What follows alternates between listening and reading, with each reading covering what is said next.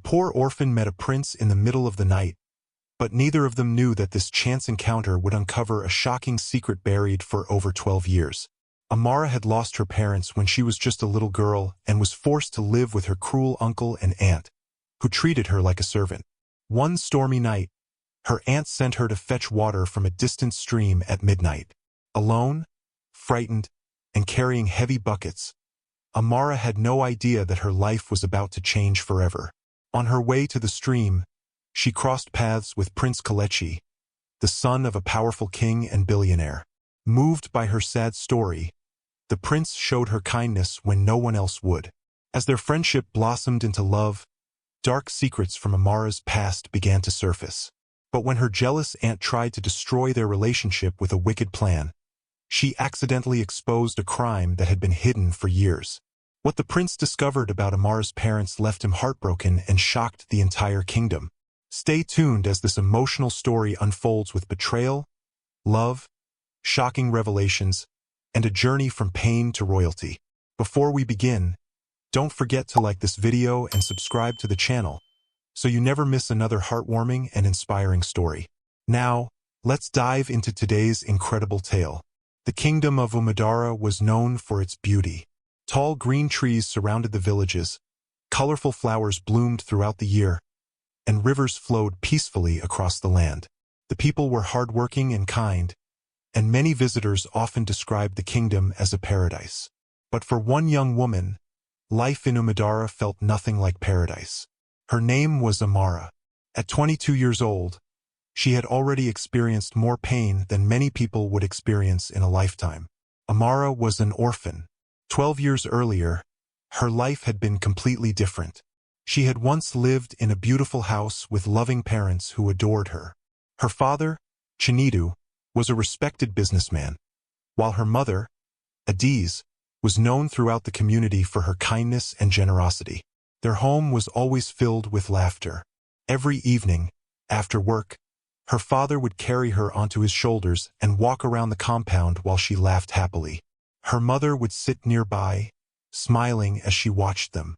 One day, my little princess will grow into a strong and successful woman, her father would always say. And she will have the kindest heart in the kingdom, her mother would add. Those were the happiest days of Amara's life. She had everything a child could wish for: love, security, happiness, and a family. But everything changed one terrible night. Amara was only 10 years old when tragedy struck. Her parents had traveled to a neighboring city for a business meeting. Before leaving, her mother hugged her tightly. "We'll be back tomorrow morning," she promised. Her father kissed her forehead. "Be a good girl while we're away." "I will, Papa," Amara replied with a smile. Those were the last words she ever heard from them. The next morning, people began gathering outside their house. Amara noticed worried faces everywhere. Some women were crying. Some men stood silently with sadness written across their faces. She didn't understand what was happening. Then her uncle, Chaik, arrived. He knelt beside her. Tears filled his eyes. "Amara," he said softly, "where are Mama and Papa?" Her uncle looked away. For several seconds he couldn't speak. Then he finally whispered the words that would change her life forever. "There was an accident." The smile vanished from Amara's face. "What accident?" "Your parents' car crashed." Amara's heart began beating faster. "Are they okay?" Her uncle burst into tears. And in that moment she knew. "No," she whispered. "No." The world suddenly felt like it was spinning around her. She screamed. She cried. She begged them to tell her it wasn't true. But it was. Her parents were gone. The funeral was held a few days later. The entire kingdom mourned their deaths. People spoke about their generosity and kindness. Many remembered how they had helped struggling families and paid school fees for children whose parents could not afford it. But none of those words comforted young Amara. As she stood beside their graves, she felt completely alone. The two people she loved most in the world were gone, and she had no idea that her suffering was only beginning. After the funeral, Uncle Chaik announced that Amara would come and live with him and his wife, Ngozi. Everyone praised him for his generosity. "What a good man," He's doing the right thing. Amara is lucky to have such caring relatives. Amara believed those words too. At first she felt grateful. She thought her uncle and aunt would love her just as her parents had. She thought they would protect her. She thought she would still have a family. She was wrong. Very wrong. The first few weeks were normal. Her aunt smiled often. Her uncle spoke kindly to her. But slowly, everything began to change. One morning, Aunt Ngozi entered her room before sunrise. "Wake up." Amara rubbed her eyes. "Auntie, get up and sweep the compound." The young girl quickly obeyed. She thought it was a simple chore. But the next day there were more chores. And the day after that even more. Soon, Amara was doing almost all the work in the house. She swept. She washed clothes. She cleaned dishes. She cooked meals. She fetched water. She worked on the farm. She cleaned every room. And if she made even the smallest mistake, her aunt would shout at her. "You useless girl! Can't you do anything properly? You're so lazy." The words hurt, but the work hurt even more. While her cousins played with friends and attended school, Amara spent her days working. Sometimes she watched them leave for school in neat uniforms. A painful feeling would fill her chest. She wanted to learn too. She missed her classmates.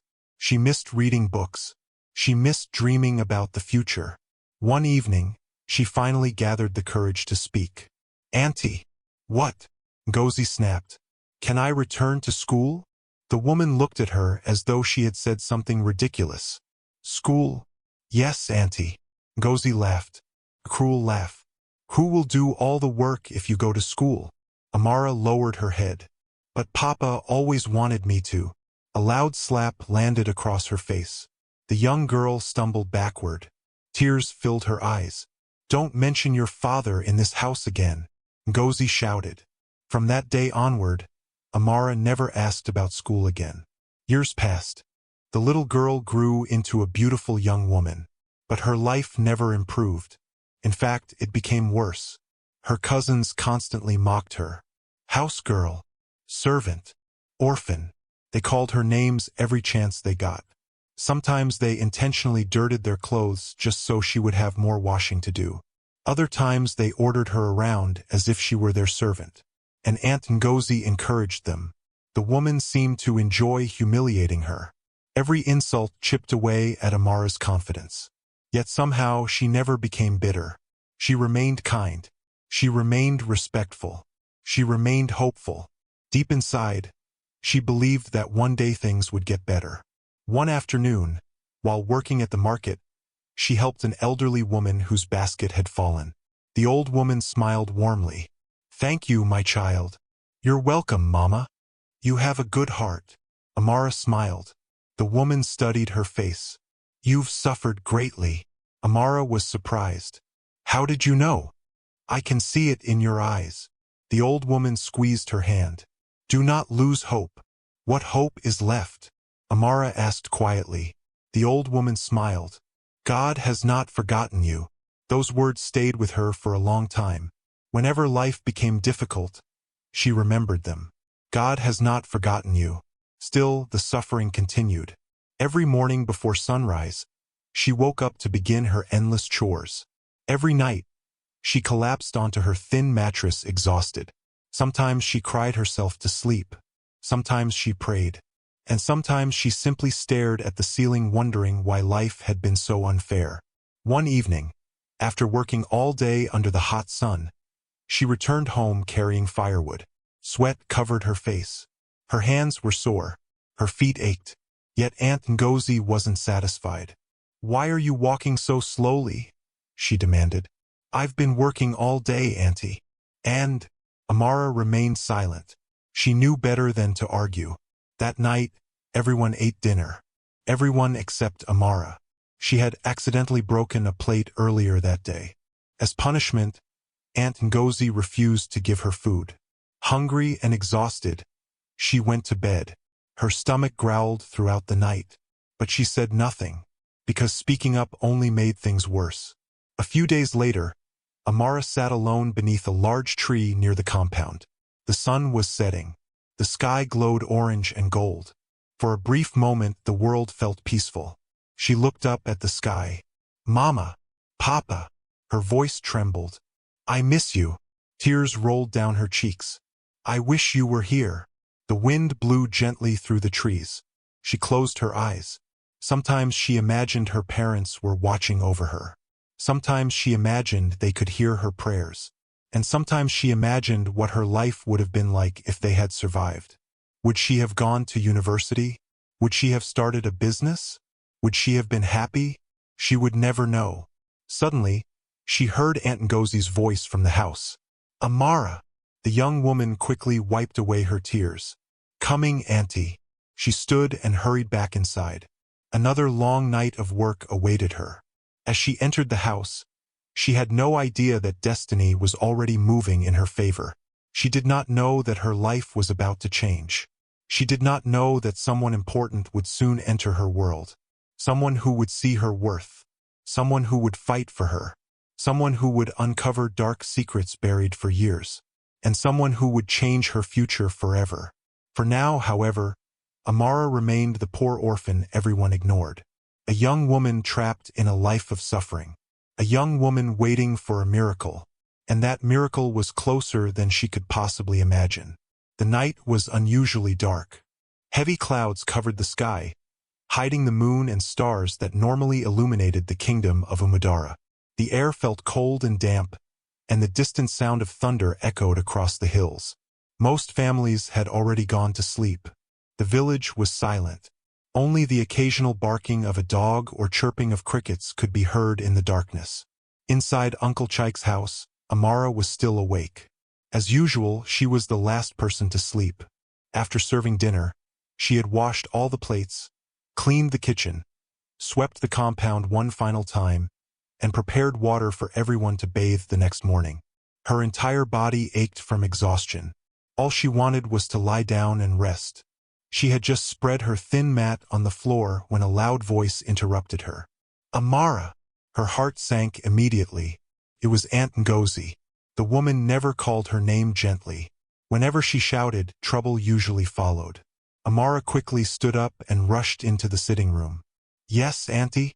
Ngozi sat comfortably on a chair while eating roasted groundnuts. Beside her sat Uncle Chike, who remained silent as always. "The water pots are empty," Ngozi said. Amara looked toward the kitchen. There were still a few pots of water left. "Auntie, there is some water remaining." Ngozi's eyes narrowed. "Are you arguing with me?" "No, Auntie." "Then go to the stream and fetch more water." Amara froze. The stream was almost 30 minutes away. Normally, villagers fetched water during the day. Very few people traveled there at night, especially not at midnight. Amara glanced toward the door. Outside, darkness swallowed everything. "Auntie," she said softly, "it's very late, and I can go early tomorrow morning." Before she could finish speaking, Ngozi slammed her hand on the table. "You think you're the one giving orders here?" "No, Auntie." "Then carry those buckets and go." Amara looked at her uncle. For a brief moment, she hoped he would defend her. She hoped he would tell his wife that sending a young woman into the forest at midnight was dangerous. But Uncle Chike simply lowered his eyes. As usual, he said nothing. A painful feeling settled inside Amara's chest. She wasn't surprised anymore. Her uncle had watched her suffer for years without ever helping her. Slowly, she nodded. "Yes, Auntie." A few minutes later, she stood outside carrying 2 large buckets. The cold night wind brushed against her skin. She took a deep breath. Then she began walking toward the stream. The narrow road stretched ahead of her. Dark, silent, lonely. Each step felt heavier than the last. The farther she walked from the village, the more frightened she became. Tall trees surrounded the path. Their branches swayed in the wind, creating strange shadows that danced across the ground. Every sound made her jump. A rustling bush, a snapping twig, the hoot of an owl. Her heart pounded nervously. She tightened her grip on the buckets. "Please, God," she whispered, "protect me." The road curved deeper into the forest. Thunder rumbled again. A flash of lightning briefly illuminated the path. For a moment, Amara could see everything around her. Then darkness returned. She continued walking. As she moved through the forest, painful memories flooded her mind. She thought about her parents. She wondered what they would say if they could see her now. Would they recognize the frightened young woman she had become? Would they be proud of how she had endured years of hardship? Or would they be heartbroken knowing how badly she was being treated? A tear slipped down her cheek. She quickly wiped it away. There was no point crying. No one cared. No one ever came to save her. She was completely alone. Or so she believed. After nearly 30 minutes of walking, she finally reached the stream. The flowing water sparkled faintly under the occasional flashes of lightning. Amara knelt beside the stream and began filling the buckets. The cold water splashed against her hands. She worked quickly. The sooner she finished, the sooner she could return home. Suddenly, a bright light appeared in the distance. Amara froze. First, she thought it was lightning, but the light remained, growing brighter and brighter. Soon, she heard the sound of approaching vehicles. Several vehicles. Her heart immediately raced. Nobody traveled this road at such a late hour. Fear gripped her. She quickly stood and stepped away from the path. The headlights became brighter until they illuminated the entire area. Then she saw them, a convoy of luxurious black SUVs. The vehicles moved smoothly along the road before stopping a short distance from her. Amara stared in shock. The doors opened. Several armed guards stepped out. She became even more frightened. Had she done something wrong? Why were they there? Then another door opened. A young man stepped out. The moment she saw him, her eyes widened. She recognized him immediately. Everyone in the kingdom knew who he was. Prince Kalechi, the only son of King Obina, future king of Umudara. The prince was known throughout the country not only because of his royal status, but also because his father was one of the richest businessmen in Africa. Their family owned companies, hotels, factories, and investments worth billions. Yet despite his wealth and power, Prince Kalechi was known as a kind and humble man. Amara had seen him from a distance during festivals and community celebrations, but she had never imagined meeting him face to face. The prince noticed the frightened young woman standing beside the stream. He frowned. "What is a young woman doing out here alone?" One of the guards shrugged. "We don't know, Your Highness." Prince Kalechi walked closer. As he approached, he noticed her worn-out clothes and tired expression. She looked exhausted. More than that, she looked sad. The kind of sadness that came from years of suffering. "Good evening," he said gently. Amara immediately bowed her head. "Good evening, Your Highness." His voice softened. "There's no need to be afraid." She nodded nervously. "What is your name?" "Amara." "Amara. What are you doing here at this hour?" She hesitated. The prince waited patiently. Finally, she answered. "My aunt sent me to fetch water." Prince Kalechi looked surprised. "At midnight?" "Yes, Your Highness." His expression darkened. "Why?" Amara looked away. "I don't know." The prince studied her carefully. Something wasn't right. No caring family would send a young woman to fetch water in the middle of the night, especially during a storm. He could see that she was uncomfortable discussing it, so he changed his approach. "How far is your home?" "About 30 minutes from here." The prince shook his head. "That's too far." Then he turned toward his guards. "Fetch the water for her." Amara's eyes widened. "My prince, you don't have to do that." "I know, but I want to." The guards immediately obeyed. Without hesitation, they picked up the buckets and walked toward the stream. Amara stared in disbelief. No one had ever helped her before. No one. Not without expecting something in return. Yet this prince had shown her kindness within minutes of meeting her. The feeling was almost overwhelming. Prince Kalechi noticed her surprise. He smiled. "You look shocked." She gave a small laugh. "A little." "Why?" Amara lowered her eyes. "I'm not used to people helping me." The prince felt something tighten inside his chest. No young woman should have to say those words. Not ever. He pointed toward a nearby wooden bench used by villagers. "Come, sit down." She hesitated, then slowly sat beside him. For the next few moments, neither of them spoke. The wind rustled through the trees. The stream flowed peacefully nearby. Finally, the prince broke the silence. "Tell me about yourself, Amara." For a moment, she considered refusing. After all, she barely knew him. But something about Prince Kalechi made her feel safe. His eyes showed genuine concern. Not pity, not judgment, concern. And for the first time in years, she felt like someone truly wanted to listen. So she began talking, slowly at first, then more openly. She told him about her parents. She told him about the accident. She told him about moving in with her uncle and aunt. She told him about the endless chores, the insults, the loneliness, the years of suffering. As she spoke, Prince Kalechi listened carefully. Each word made him angrier, not at Amara, at the people who had treated her so cruelly. By the time she finished, silence filled the air once again. The prince looked at her. "You've been through a lot." Amara gave a sad smile. "Yes, but you never gave up." She shrugged. "What choice did I have?" The prince admired her strength. Many people would have become bitter after enduring so much pain. Yet somehow Amara remained kind and humble. At that moment, he knew there was something special about her. Something rare.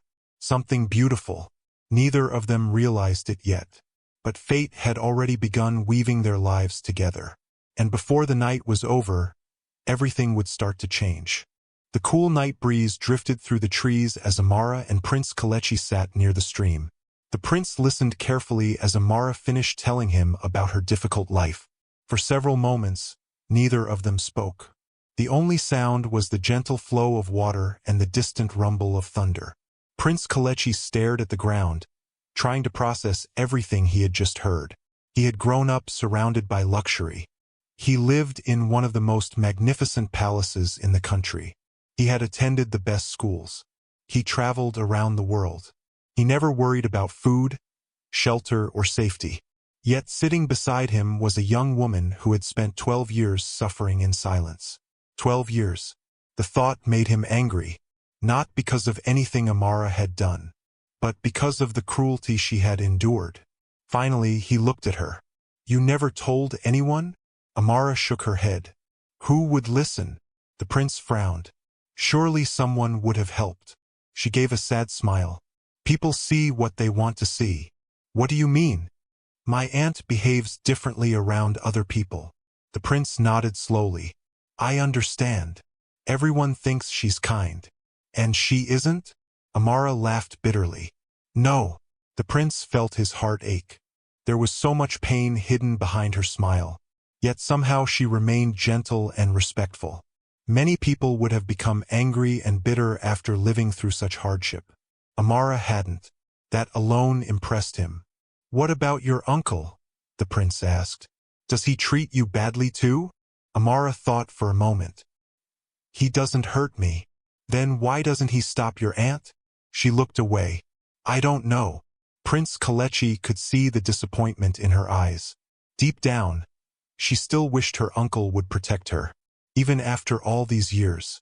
Sometimes the people who fail us hurt us more than the people who attack us directly. The prince understood that. He sighed.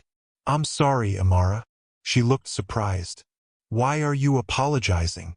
"Because no one should have gone through what you've experienced."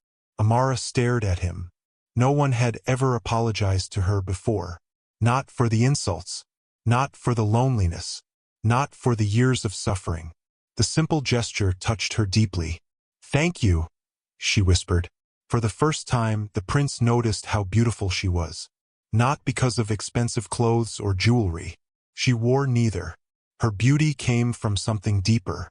Her eyes reflected kindness. Her smile carried warmth. And despite everything life had thrown at her, there was still goodness inside her heart. It was rare, very rare. Prince Kalechi found himself admiring her. The conversation gradually became lighter. The prince asked about her childhood before her parents died. For the first time that night, a genuine smile appeared on Amara's face. "My father used to carry me on his shoulders." The prince smiled. "Really? Every evening?" What happened if you refused to come down? Amara laughed softly. He would run around the compound until my mother chased us both. The prince laughed too. The sound surprised both of them. Only minutes earlier they had been discussing painful memories. Now they were laughing together. Felt natural, comfortable, as if they had known each other much longer than a single night. What was your mother like? The prince asked. Amara's smile softened. She was the kindest person I've ever known. What did she do? She helped everyone. The prince nodded. Then she passed her kindness to you. Amara looked down shyly. I try. No, he said firmly. You succeed. The words warmed her heart. For years she had only heard criticism. Only insults. Only harsh words. Now someone was praising her. Not because he wanted something from her, but because he genuinely meant it. The feeling was strange and wonderful. Meanwhile, several feet away, the palace guards quietly filled the water containers. Some of them occasionally glanced toward the prince. None of them had ever seen him spend so much time speaking to a stranger, especially not in the middle of the night. One guard leaned toward another. I've never seen His Highness this interested in someone. The other guard smiled. Neither have I. Back at the bench, the conversation continued. What do you dream about? Prince Kalechi asked suddenly. Amara blinked. Dream about? Your future. The question caught her off guard. She hadn't thought about her future in years. Survival occupied most of her thoughts. Getting through each day was difficult enough. Still, she considered the question. I don't know. Everyone has dreams. She smiled sadly. Not everyone. The prince shook his head. That's not true. He pointed gently toward her. Close your eyes. She looked confused. Why? Just trust me. After a moment, she obeyed. What do you see? He asked. She laughed. Darkness. No. He smiled. Imagine your perfect life. Amara hesitated. Then she allowed herself to dream. For the first time in years. Slowly, images formed inside her mind. A peaceful home. The prince nodded. What else? A family. What else? A place where nobody shouts at me. The prince's heart tightened. She continued. A place where I feel safe. Her voice grew softer. A place where I feel loved. When she opened her eyes, she looked embarrassed. Those are silly dreams. The prince immediately shook his head. No, they are. They aren't silly at all. Amara stared at him. The sincerity in his voice surprised her. For a moment, she actually believed him. Maybe those dreams weren't impossible. Maybe they weren't foolish. Maybe she deserved happiness after all. The thought felt unfamiliar, yet comforting. As they continued talking, time seemed to disappear. The prince told her stories about his travels.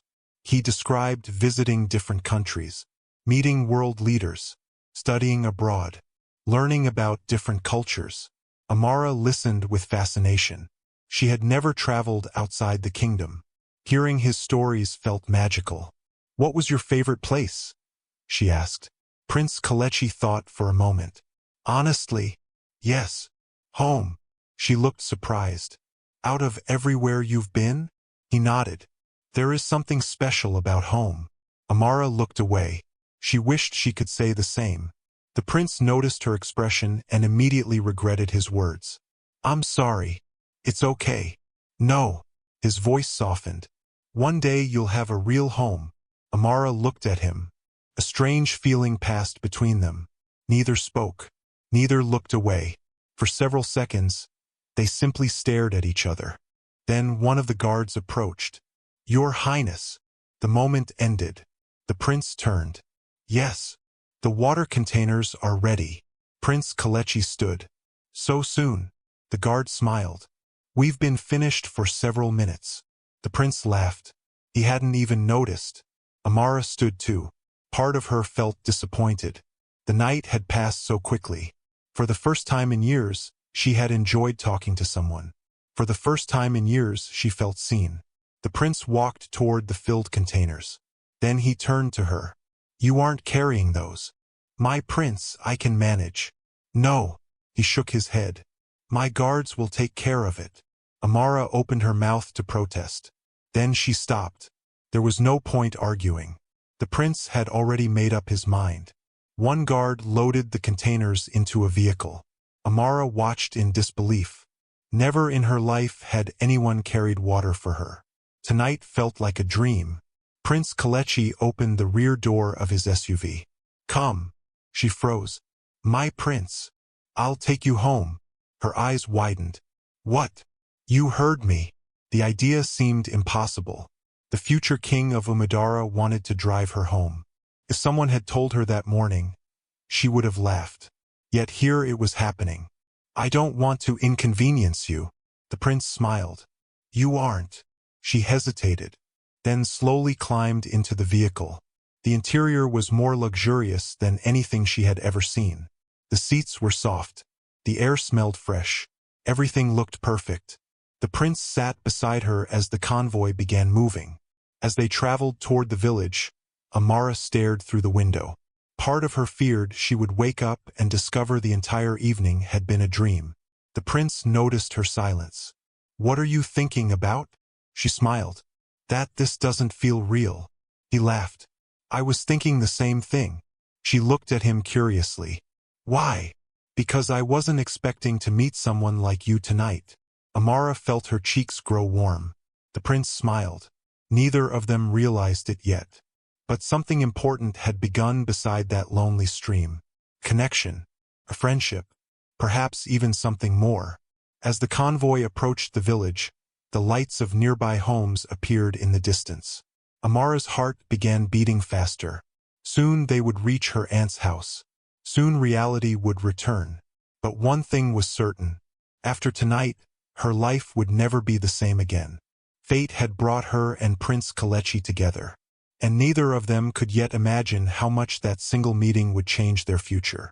The convoy slowly drove through the quiet streets of the village. Most people were already asleep, but a few villagers who happened to be awake peered through their windows in surprise as the luxurious vehicles passed by. Nobody expected to see Prince Kelechi traveling through their neighborhood at such a late hour. Inside the SUV, Amara sat quietly beside the prince. Her hands rested nervously on her lap. She still couldn't believe everything that had happened that night. Just a few hours earlier, she had been walking alone through a dark forest, frightened and exhausted. Now she was sitting beside the future king of Umidara. Life truly worked in mysterious ways. As the vehicle approached her uncle's compound, Amara's heart began beating faster. She wondered how her aunt would react. She wondered whether Aunt Ngozi would even believe her story. The convoy finally came to a stop. The bright headlights illuminated the entire compound. Immediately, dogs began barking. Lights switched on inside neighboring houses. People peeked through windows to see what was happening. Prince Kelechi stepped out first. Then he opened the door for Amara. The moment she stepped out, the front door of the house opened. Aunt Ngozi appeared. The woman had clearly been worried. Not because she cared about Amara, but because she feared people might blame her if something happened to the young woman. The moment she saw the prince standing beside Amara, her eyes nearly popped out of her head. For several seconds, she simply stared, unable to speak, unable to move. Prince Kelechi smiled politely. Good evening. Ngozi quickly forced a smile onto her face. Why, Your Highness? She bowed immediately. Behind her, Uncle Chike appeared. His eyes widened with shock as well. The prince gestured toward the water containers. My guards helped Amara fetch the water. The couple exchanged nervous glances. The prince had discovered that Amara had been sent to the stream at midnight. That alone made them uncomfortable. Thank you, Your Highness, Ngozi said quickly. It was nothing. The prince then looked toward Amara. Get some rest. Amara nodded. Thank you, my prince. For a brief moment their eyes met. A strange warmth passed between them. Then the prince returned to his vehicle. The convoy slowly drove away. Amara watched until the last vehicle disappeared from sight. The moment the convoy was gone, Aunt Ngozi turned toward her. The fake smile vanished instantly. What happened? Amara blinked. What do you mean? How did you meet the prince? Amara hesitated. Then she explained everything. She told them how the prince had found her near the stream, how he had asked questions, how he had ordered his guards to fetch the water, how they had talked. The more she spoke, the more Aunt Ngozi's expression darkened. By the time Amara finished, jealousy had already begun growing inside the woman's heart. After all, Prince Kelechi was admired by every young woman in the kingdom. Many wealthy families dreamed of seeing their daughters marry him. Yet somehow he had spent an entire evening talking to a poor orphan. It didn't seem fair. Not to Aunt Ngozi. Not at all. Go to bed, she snapped. Amara nodded and quietly walked away. As she lay on her thin mattress that night, she couldn't stop thinking about the prince.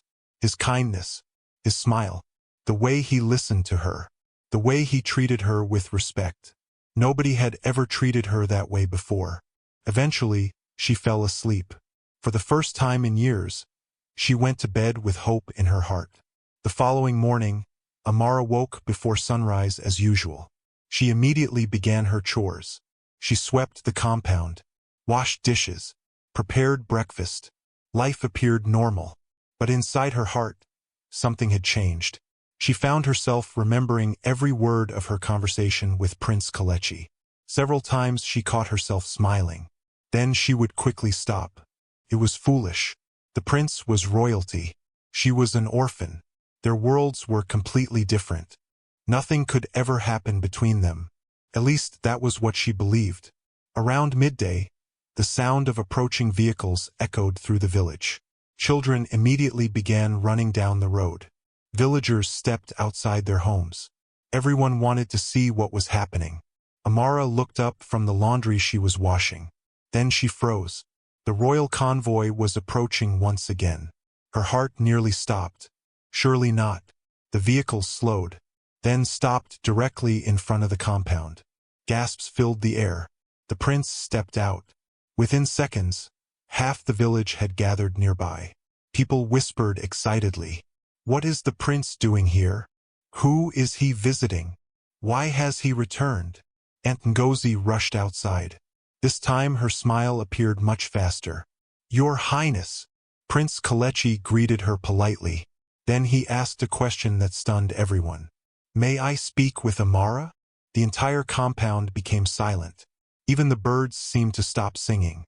Amara stared in disbelief. The prince had come back. For her. Aunt Ngozi forced another smile. "Of course." Prince Kelechi walked toward Amara. She quickly wiped her hands. "Good afternoon, Your Highness." "Good afternoon." He smiled warmly. "I hope I'm not disturbing you." "No." The prince glanced at the laundry basket. "You've been working." Amara laughed softly. "I always work." The prince shook his head. Then he surprised everyone again. "Would you like to take a walk?" The villagers immediately began whispering. Amara felt her face grow warm. Aunt Ngozi nearly choked. Still, she couldn't object. Not when the future king was making the request. Amara nodded. "I'd like that." The prince smiled. Together, they walked away from the compound. The entire village watched them leave. The moment they disappeared around the corner, people began talking excitedly. Rumors spread faster than wildfire. By evening, almost everyone in Umudara had heard that Prince Kelechi was spending time with a poor orphan named Amara. Over the next few weeks, the prince visited regularly. Sometimes they walked through the village. Sometimes they sat beneath large trees and talked for hours. Other times he invited her to visit the palace gardens. At first, Amara felt nervous. The palace was more beautiful than anything she had ever imagined. The gardens contained colorful flowers from around the world. Fountains sparkled under the sunlight. Everything felt magical. Yet despite his wealth, Prince Kelechi never acted superior. He treated Amara like an equal. One afternoon, while walking through the palace gardens, he asked a question. "Why do you always put everyone else first?" Amara looked confused. "What do you mean?" "Every story you tell involves helping someone." She smiled. "My mother taught me that." The prince nodded. "She raised you well." Amara looked away. A small smile appeared on her face. Their friendship continued growing. With each conversation, they learned more about each other. With each meeting, they grew closer. The prince admired Amara's kindness. Amara admired his humility. Neither wanted their time together to end. One evening, they sat beside a fountain watching the sunset. Golden light reflected across the water. The atmosphere felt peaceful. For several moments, neither spoke. Then the prince broke the silence. "Can I tell you something?" "Of course." He took a deep breath. "When I first met you at the stream, I felt sorry for you." Amara laughed. "I know. But now—" She looked at him curiously. The prince smiled. "Now I admire you." Her heart skipped a beat. "Kelechi, you are stronger than anyone I've ever met." Amara felt tears forming in her eyes. Nobody had ever said such words to her before. Nobody. The prince continued. "You survived things that would break most people." She looked down. "I don't feel strong. You are." His voice was gentle. "But strength isn't always loud." For a moment, neither spoke. Then Amara looked up. Their eyes met. Something changed in that instant. Both of them felt it. A connection deeper than friendship.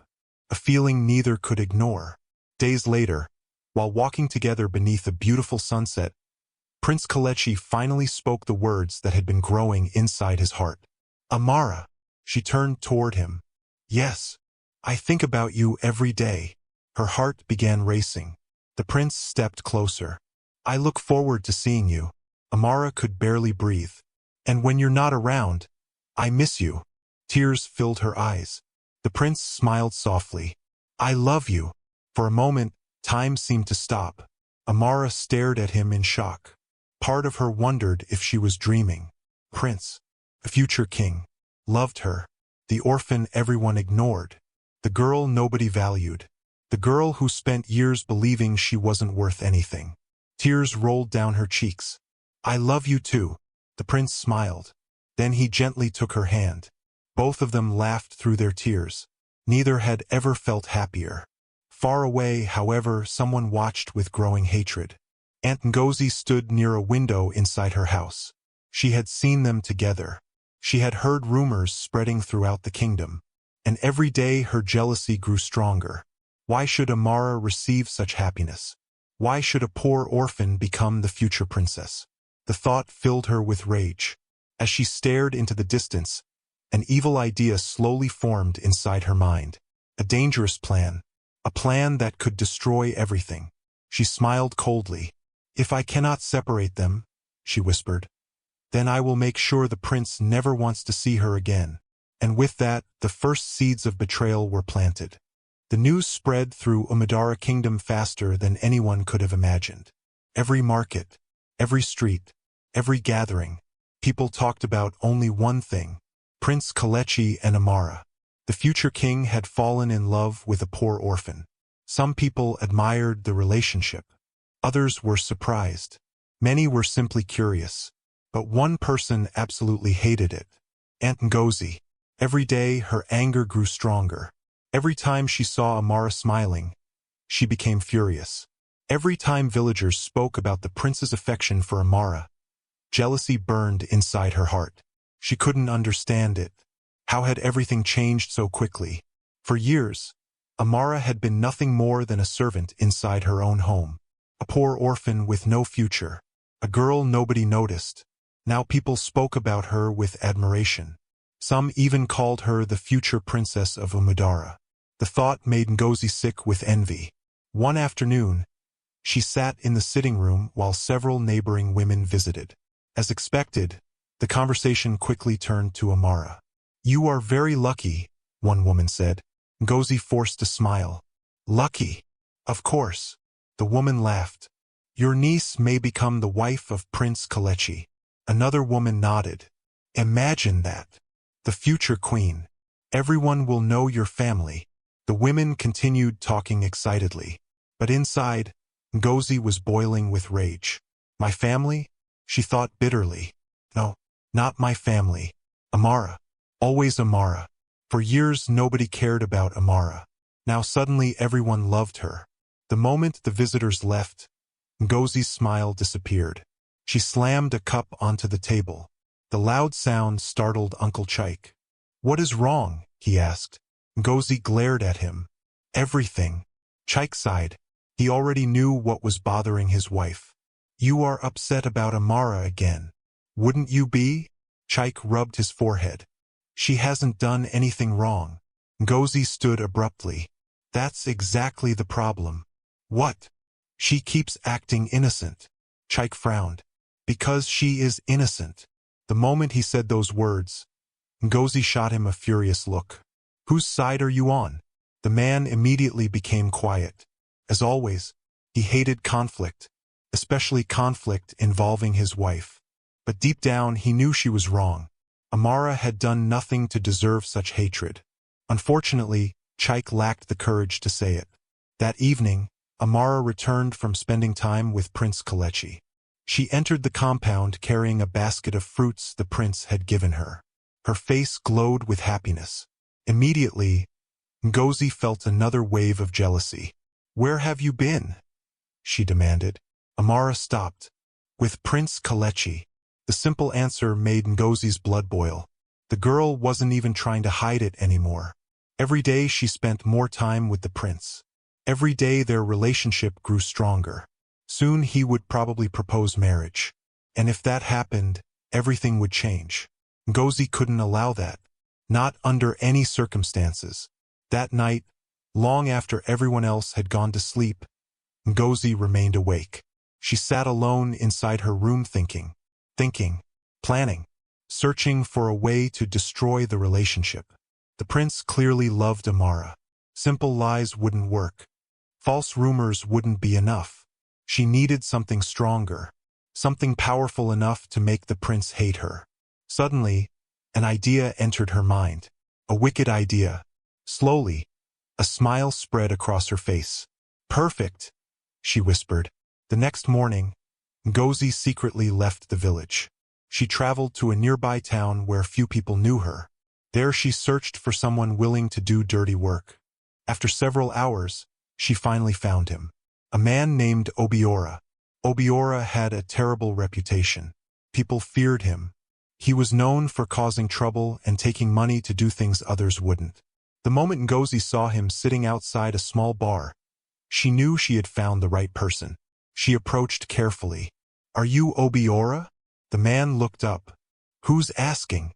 "I have a job for you." Obiora smiled. "What kind of job?" Ngozi sat down. Then she lowered her voice. "What I'm about to say stays between us." The man nodded. "I'm listening." Ngozi glanced around to make sure nobody could hear. Then she explained her plan. As she spoke, Obiora's smile slowly disappeared. When she finished, silence filled the air. Finally, he spoke. "You're serious?" "Very." Obiora leaned back. "That's dangerous." "I know. And if I get caught?" "You won't." The man thought for several seconds. Then he named a price. Ngozi immediately agreed. Money wasn't the problem. Destroying Amara was all that mattered. Once the deal was completed, she returned home feeling satisfied. For the first time in weeks, she felt hopeful. Soon everything would be over. Soon the prince would see Amara as unfaithful. Soon he would abandon her. And everything would return to normal. Or so she thought. Meanwhile, Amara had no idea danger was approaching. Her days continued peacefully. Prince Kelechi visited often. Sometimes they spent time in the palace gardens. Other times they walked through the village together. The more time they spent together, the deeper their feelings became. One afternoon, they sat beneath a large tree overlooking the kingdom. The view was breathtaking. Rolling hills stretched toward the horizon. The wind moved gently through the grass. Amara smiled. "It's beautiful." Prince Kelechi looked at her. "Yes." She laughed. "You aren't looking at the view." "No." "What are you looking at?" The prince smiled. "You." Amara immediately blushed. "Kelechi." "What?" She laughed again. The prince loved hearing that sound. Her laughter made him happy. For years he had met countless people. Business leaders, politicians, celebrities. Yet none of them made him feel the way Amara did. With her, everything felt simple, real, genuine. That evening, as the prince returned to the palace, he couldn't stop thinking about her. Meanwhile, hidden in the shadows, someone else was watching. Obiora. The man followed them from a distance, carefully observing, carefully planning. He knew exactly what he had been hired to do. All he needed was the right opportunity. A few days later, that opportunity arrived. Prince Kelechi traveled to the capital city for an important business meeting. He would be away for 2 days. The moment Ngozi learned about the trip, she secretly contacted Obiora. "It's time," she told him. The man smiled. Understood. That evening, Amara completed her chores and retired to her small room. She felt tired.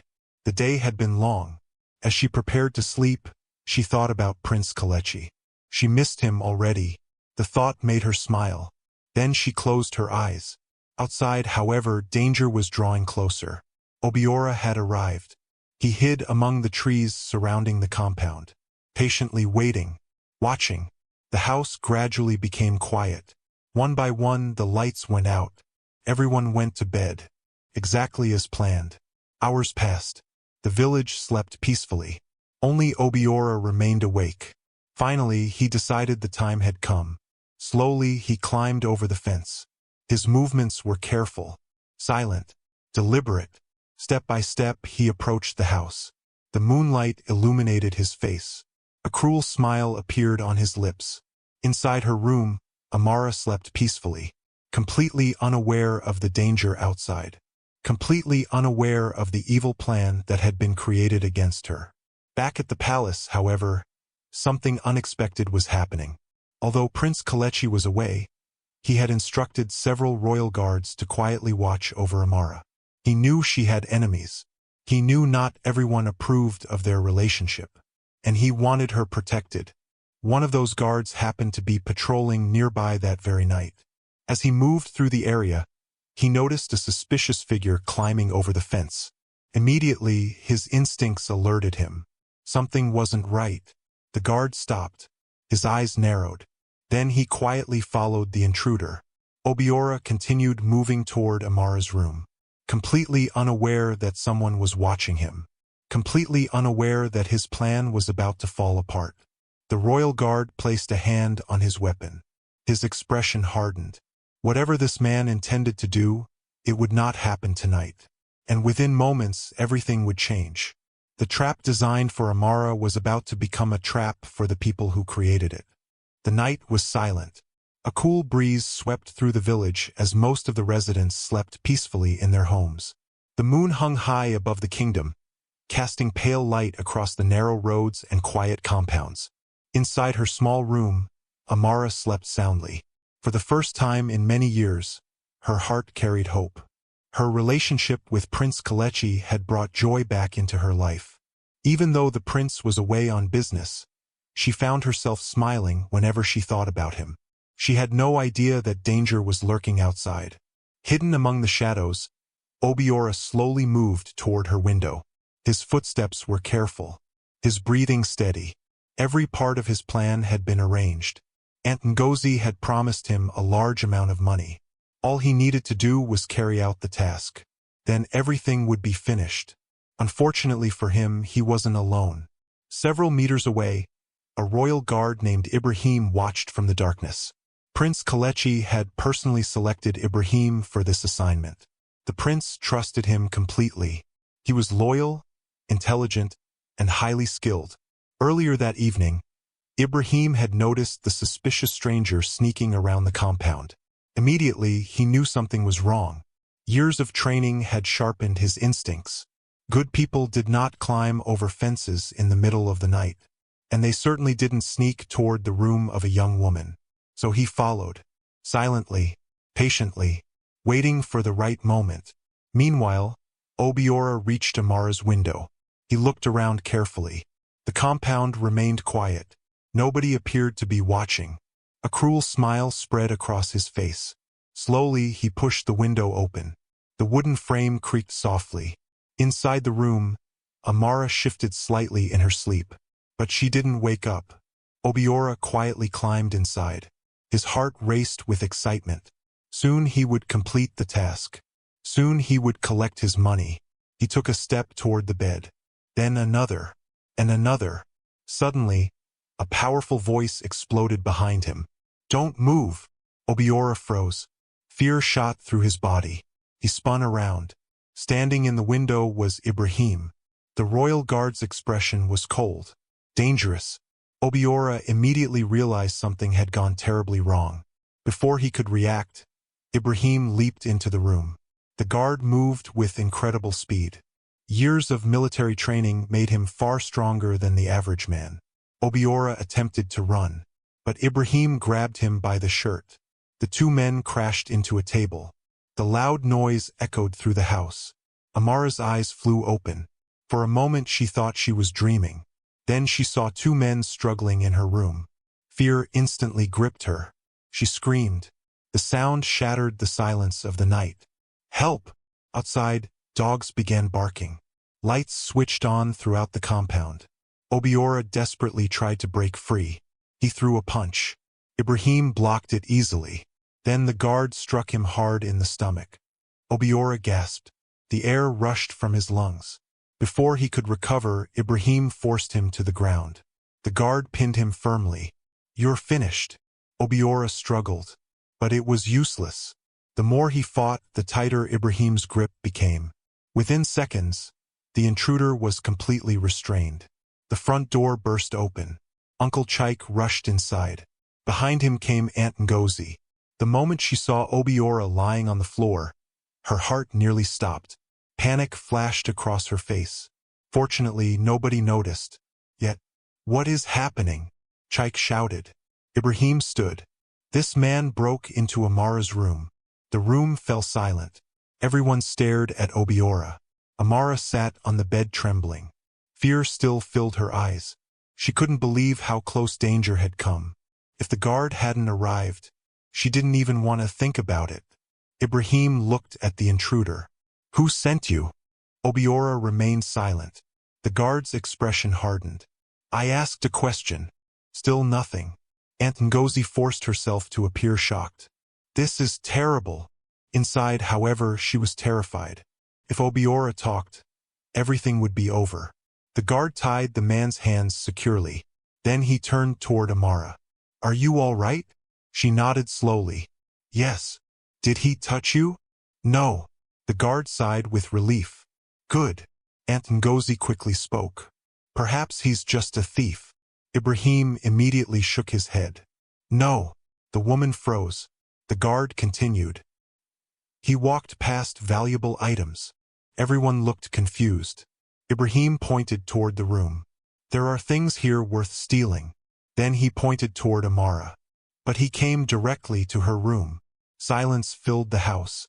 The implication was obvious. This wasn't robbery. Someone had specifically targeted Amara. A cold feeling settled over the room. Even Uncle Chaik looked disturbed. Ibrahim grabbed Obiora by the arm. "You're coming with me." The man immediately protested. "No. You don't have a choice." Within minutes, royal guards arrived at the compound. They escorted Obiora into a vehicle. As they drove toward the palace, fear consumed him. Everything had gone wrong. Completely wrong. The palace was brightly lit despite the late hour.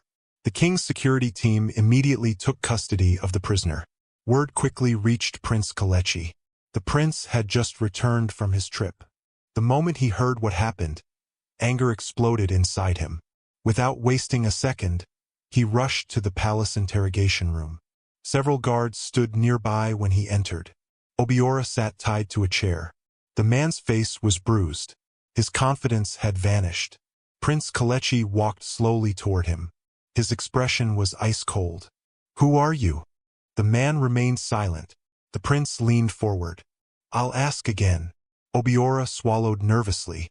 "My name is Obiora. Why were you in Amara's room?" No answer. The prince slammed his hand on the table. The loud sound echoed throughout the room. "Answer me." Obiora jumped. Fear spread across his face. The prince's voice became even colder. "Someone sent you." Silence. "Who?" Still nothing. Prince Kalechi turned toward the guards. "Leave us." The guards hesitated, then obeyed. The room became quiet. The prince stared directly into Obiora's eyes. "You have two choices." The man listened carefully. "You tell the truth." The prince paused. "Or I make sure the full weight of the law falls on you." Obiora's confidence finally broke. His hands trembled. Sweat appeared on his forehead. He realized there was no escape, no way out. Finally, he spoke. "I'll tell you." The prince folded his arms. "Good." Obiora lowered his head. "A woman hired me." The prince's eyes narrowed. "What woman?" "Aunt Ngozi." The room became silent. The prince couldn't believe what he was hearing. "What?" "She paid me." "To do what?" Obiora hesitated. Then he explained everything. The meeting, the money, the instructions, the plan to ruin Amara's relationship with the prince. Every detail, every lie, every evil intention. By the time he finished speaking, Prince Kalechi's anger had reached its limit. His fists clenched tightly. How could anyone be so cruel? How could someone treat their own niece this way? The prince immediately ordered the guards back into the room. "Take his statement." The guards obeyed. Everything was documented. Every confession, every detail. Nothing was left out. Meanwhile, back at the house, Amara sat awake. Sleep was impossible. The events of the night kept replaying inside her mind. The fear, the struggle, the screaming, the realization that someone had deliberately targeted her. She wrapped a blanket around herself. Tears filled her eyes. Then she heard a vehicle approaching. Moments later, there was a knock on the door. Uncle Chaik opened it. Prince Kalechi entered. The moment Amara saw him, relief flooded through her. Without thinking, she rushed toward him. The prince immediately embraced her. For several moments, neither spoke. He simply held her tightly, making sure she was safe, making sure she was really all right. Finally, he stepped back. "Are you hurt?" She shook her head. "No. Thank God." The prince looked deeply into her eyes. "If anything had happened to you..." He couldn't finish the sentence. The thought was too painful. Amara gently touched his hand. "I'm okay." Prince Kalechi nodded. But his expression remained serious. Because now he knew the truth. He knew someone had betrayed Amara. And before the sun rose, that betrayal would shake the entire kingdom. Aunt Ngozi believed her secret was safe. She believed her plan had failed quietly. She believed nobody would ever discover her involvement. She was wrong. Very wrong. Because at that very moment, royal investigators were already preparing to arrest her. And once they started digging deeper into the family's past, they would uncover secrets far darker than anyone could imagine.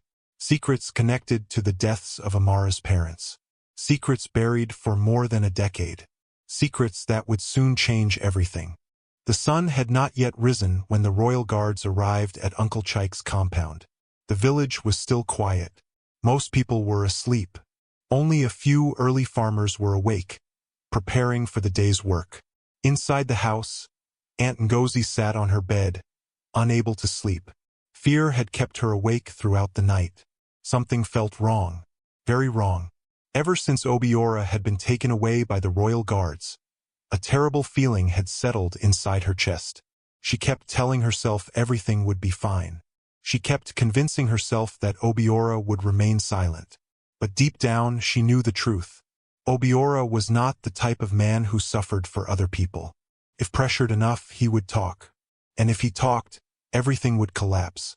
Suddenly, loud knocking echoed through the compound. Bang! Bang!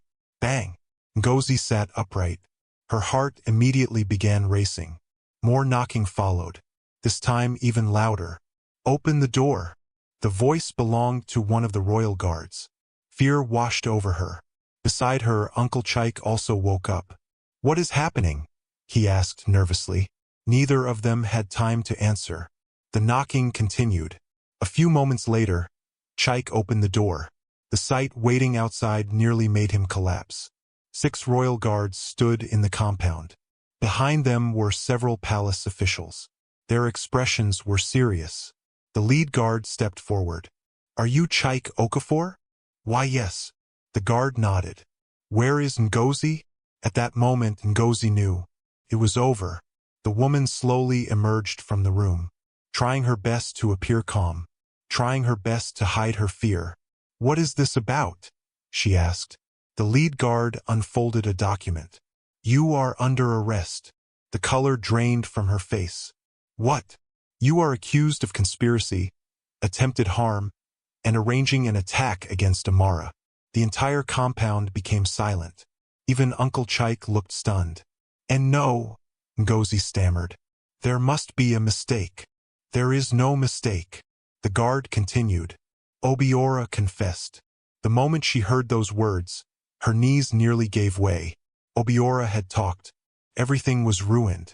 I didn't do anything, she shouted. The guards remained unmoved. You may explain yourself during questioning. 2 guards stepped forward. They placed handcuffs on her wrists. The cold metal sent panic through her body. This wasn't supposed to happen. She had been so careful, so certain. Yet now she stood surrounded by royal guards like a common criminal. As they escorted her toward the waiting vehicle, villagers began gathering outside. Word spread instantly. People rushed from their homes. Whispers filled the air. Aunt Ngozi has been arrested. The royal guards came for her. What happened? Nobody knew the full story yet, but everyone knew something serious had occurred. Meanwhile, inside the palace, Prince Kalechi sat beside Amara. Neither had slept much. The events of the previous night still weighed heavily on their minds. Amara looked worried. What will happen now? The prince gently held her hand. The truth will come out. She nodded. Part of her wanted to believe him, yet another part felt afraid. Her aunt had hurt her for years, but despite everything, Ngozi was still family. The entire situation felt painful. A palace servant entered the room. Your Highness. The prince looked up. Yes, the guards have arrived. Prince Kalechi nodded. Bring them in. Moments later, several officials entered. Behind them stood Aunt Ngozi. The moment Amara saw her aunt in handcuffs, conflicting emotions flooded her heart. Sadness, relief, shock, confusion. Ngozi immediately glared at her. The hatred in her eyes remained unchanged. Even now, even after being caught, the woman still blamed Amara. King Obina himself soon joined the meeting. As ruler of the kingdom, he wanted to oversee the matter personally. Everyone stood respectfully as he entered. The king took his seat. Then he looked toward Ngozi. You have been accused of organizing an attack against your niece. Ngozi immediately shook her head. I am innocent. The king's expression remained calm. Obiora says otherwise. He is lying. The king nodded toward one of the investigators. The man stepped forward carrying several documents. We have his full confession. The investigator opened the file. Then he began reading. Every detail, every meeting, every payment, every instruction. As the evidence mounted, Ngozi's confidence began crumbling. Her hands trembled. Sweat appeared on her forehead. Still, she continued denying everything. Finally, the king raised his hand. The room became silent. Enough! His voice was firm. Then he looked directly at her. Why do you hate Amara? For the first time, Ngozi hesitated. The question caught her off guard. She opened her mouth, then closed it again. The king repeated himself. Why? Silence filled the room. Finally, something inside her broke. Years of jealousy exploded to the surface. Because she didn't deserve it. Everyone stared. Ngozi's eyes filled with rage. She didn't deserve any of it. The woman pointed toward Amara. Everything always worked out for her. Amara looked shocked. What? Ngozi laughed bitterly. Even after everything, people still loved you. Tears formed in her eyes. You had your parents. You had your inheritance. And now you have the prince. The room became silent. The word inheritance caught everyone's attention, including the king's, including Prince Kalechi's. The investigator frowned. What inheritance? The moment the question left his mouth, Ngozi froze. She realized her mistake immediately, But it was too late. Everyone had heard it. The investigator stepped forward. What inheritance? Ngozi remained silent. The king's expression hardened. Answer him. Still nothing.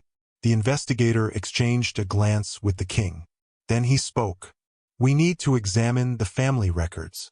The king nodded. Proceed. Within hours, royal investigators began digging into the family's financial history. What they discovered raised serious questions.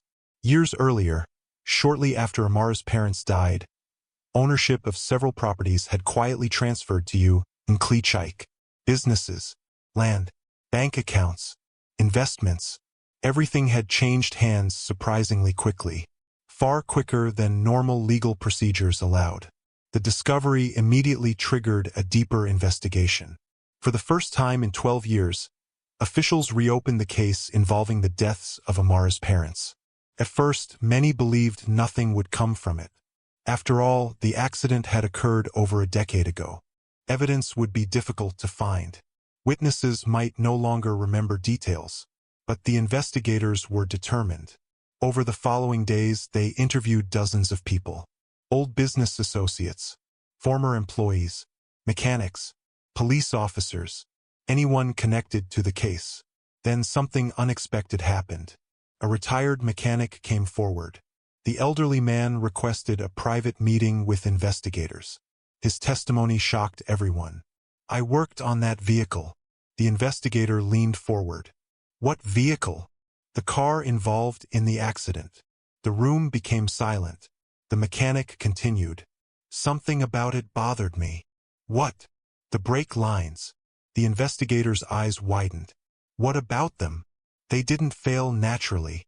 The old man swallowed. They had been tampered with. A chill spread through the room. The investigator immediately took notes. Are you certain? The mechanic nodded firmly.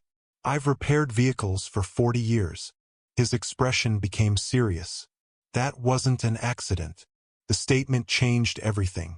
Suddenly, the case was no longer about inheritance. It was potentially about murder. The royal investigators intensified their efforts. More evidence emerged. More witnesses came forward. Small pieces of a puzzle hidden for 12 years slowly began fitting together. Each new discovery pointed toward one conclusion. Someone had wanted Amara's parents dead.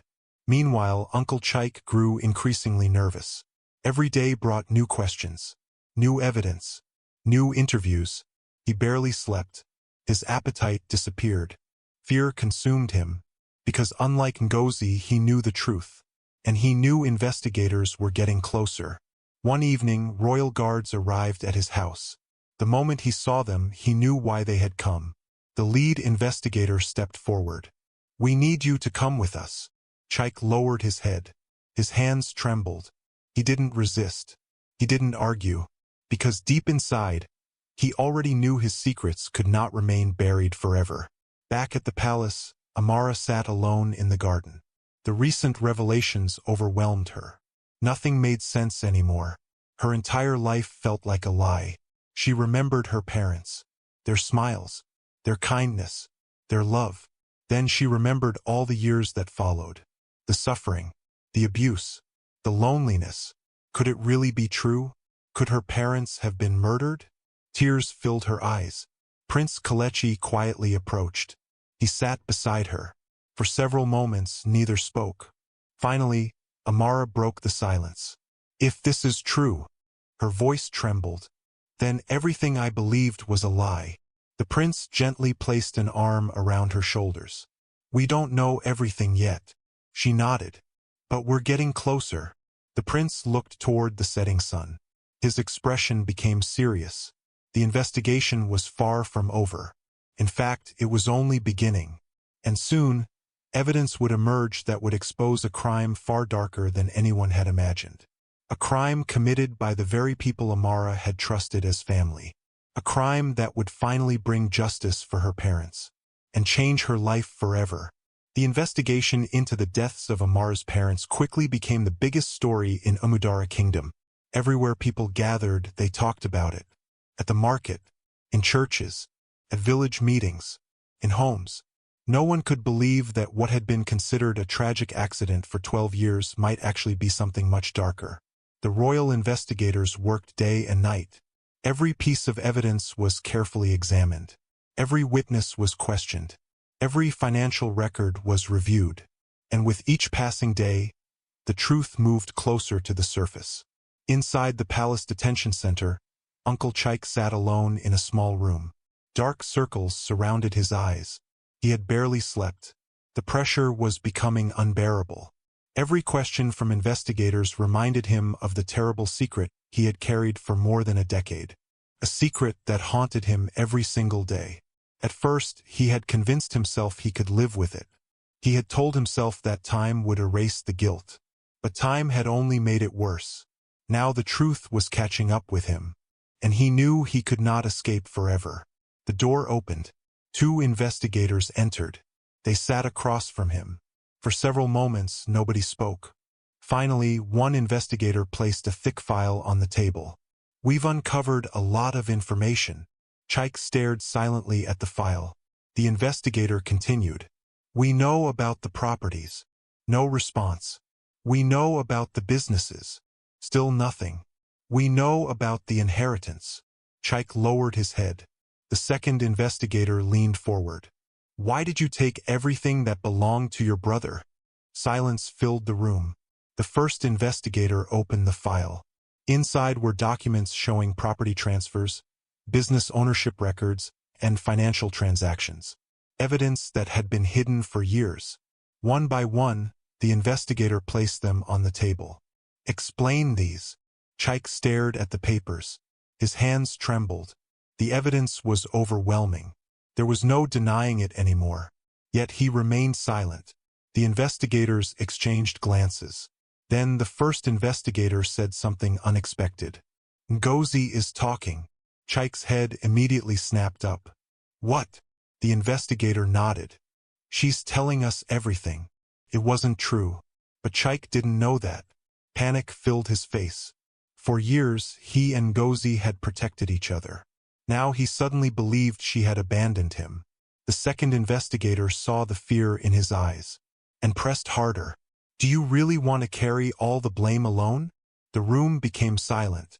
Chaik's breathing grew heavier. His heart pounded. Then something inside him finally broke. Tears filled his eyes. For several seconds he tried to fight them. But it was useless. The guilt, the fear, the regret, everything came crashing down at once. Finally, he whispered for words. "It wasn't an accident." The investigators immediately leaned forward. "What wasn't an accident?" Chaik closed his eyes. His shoulders slumped. "The crash." The room fell completely silent. The first investigator carefully switched on a recording device. Then he spoke. "Tell us everything." For a long moment, Chaik simply stared at the table. Then he began talking. 12 years earlier, Chinedu and Adiz had been among the wealthiest people in Umadara. Their businesses were thriving. Their properties were increasing in value. Their future looked bright. Meanwhile, Chaik struggled financially. He constantly borrowed money. His own business repeatedly failed. And as time passed, jealousy began growing inside him. First, he ignored it. But Ngozi did not. According to Chaik, his wife constantly complained. "Why should your brother have everything? Why do they live in luxury while we struggle? They don't deserve all that wealth." Day after day, month after month, year after year, the poison slowly spread, until eventually greed consumed them both. Then one day, Ngozi suggested something horrifying, something Chaik initially refused, at least at first. But greed has a way of changing people, especially when combined with jealousy. Eventually, he agreed. Together, they contacted a corrupt mechanic, a man desperate for money. They paid him to tamper with the brakes on Chinedu's vehicle. The plan was simple. The brakes would fail. The crash would appear accidental, and nobody would ever suspect foul play. When the mechanic completed the job, Chaik expected to feel nervous. Instead, he felt excited. Excited about the money. Excited about the properties. Excited about the future. The investigators listened in stunned silence. Every word was more shocking than the last. What happened next? One asked. Chaik wiped tears from his eyes. The accident happened 3 days later. The room grew quiet. The memory clearly haunted him. My brother and his wife died instantly. For several seconds, nobody spoke. Then Chaik continued. The only person we didn't expect was Amara. His voice broke. She survived because she wasn't in the car. The investigators exchanged glances. A chill passed through the room. The child they had intended to leave orphaned had survived. And then they had spent 12 years mistreating her. The cruelty seemed unimaginable. What happened after the funeral? The investigator asked. Chaik lowered his head. We forged documents. What kind of documents? Property documents. The confession continued for hours. By the time he finished, the entire truth had emerged. The murders, the stolen inheritance, the fraud, the years of deception, everything. Meanwhile, inside the palace gardens, Amara sat beside Prince Kelechi. Neither knew the full confession had already been obtained. The prince could tell she was anxious. She hadn't smiled all day. She stared silently at a fountain, lost in thought. What are you thinking about? He asked gently. Amara took a deep breath. My parents. The prince nodded. She looked toward the sky. I keep remembering them. A tear rolled down her cheek. I remember how happy we were. Another tear followed. And I keep asking myself the same question. What question? Why? Her voice trembled. Why would anyone do something like that? The prince didn't have an answer, because some actions simply couldn't be explained. Greed, jealousy, hatred. Sometimes those things pushed people to commit unimaginable acts. The prince gently held her hand. You didn't deserve any of this. Amara nodded. But it happened. For a moment, silence settled between them. Then a palace official hurried toward them. His expression was serious. The prince immediately stood. What is it? The man bowed. The investigators have finished questioning Chaik. Prince Kelechi's expression changed. And the official hesitated. Then he spoke. He confessed. Amara froze. Her entire body became still. The prince looked shocked. What did he confess to? The official swallowed. Everything. The world seemed to stop. Amara stared at him, unable to speak, unable to breathe. Her heart pounded violently inside her chest. Everything? The official nodded slowly. He admitted that he and Ngozi arranged the deaths of your parents. The words felt like a physical blow. Amara staggered backward. The prince quickly caught her. Tears instantly filled her eyes. No. The official lowered his head. I'm sorry. Amara shook her head repeatedly. No. She couldn't accept it. She didn't want to accept it. Her own family. The people who were supposed to protect her. The people who pretended to care for her. Had murdered her parents. For money. The realization shattered her heart. She collapsed onto a nearby bench.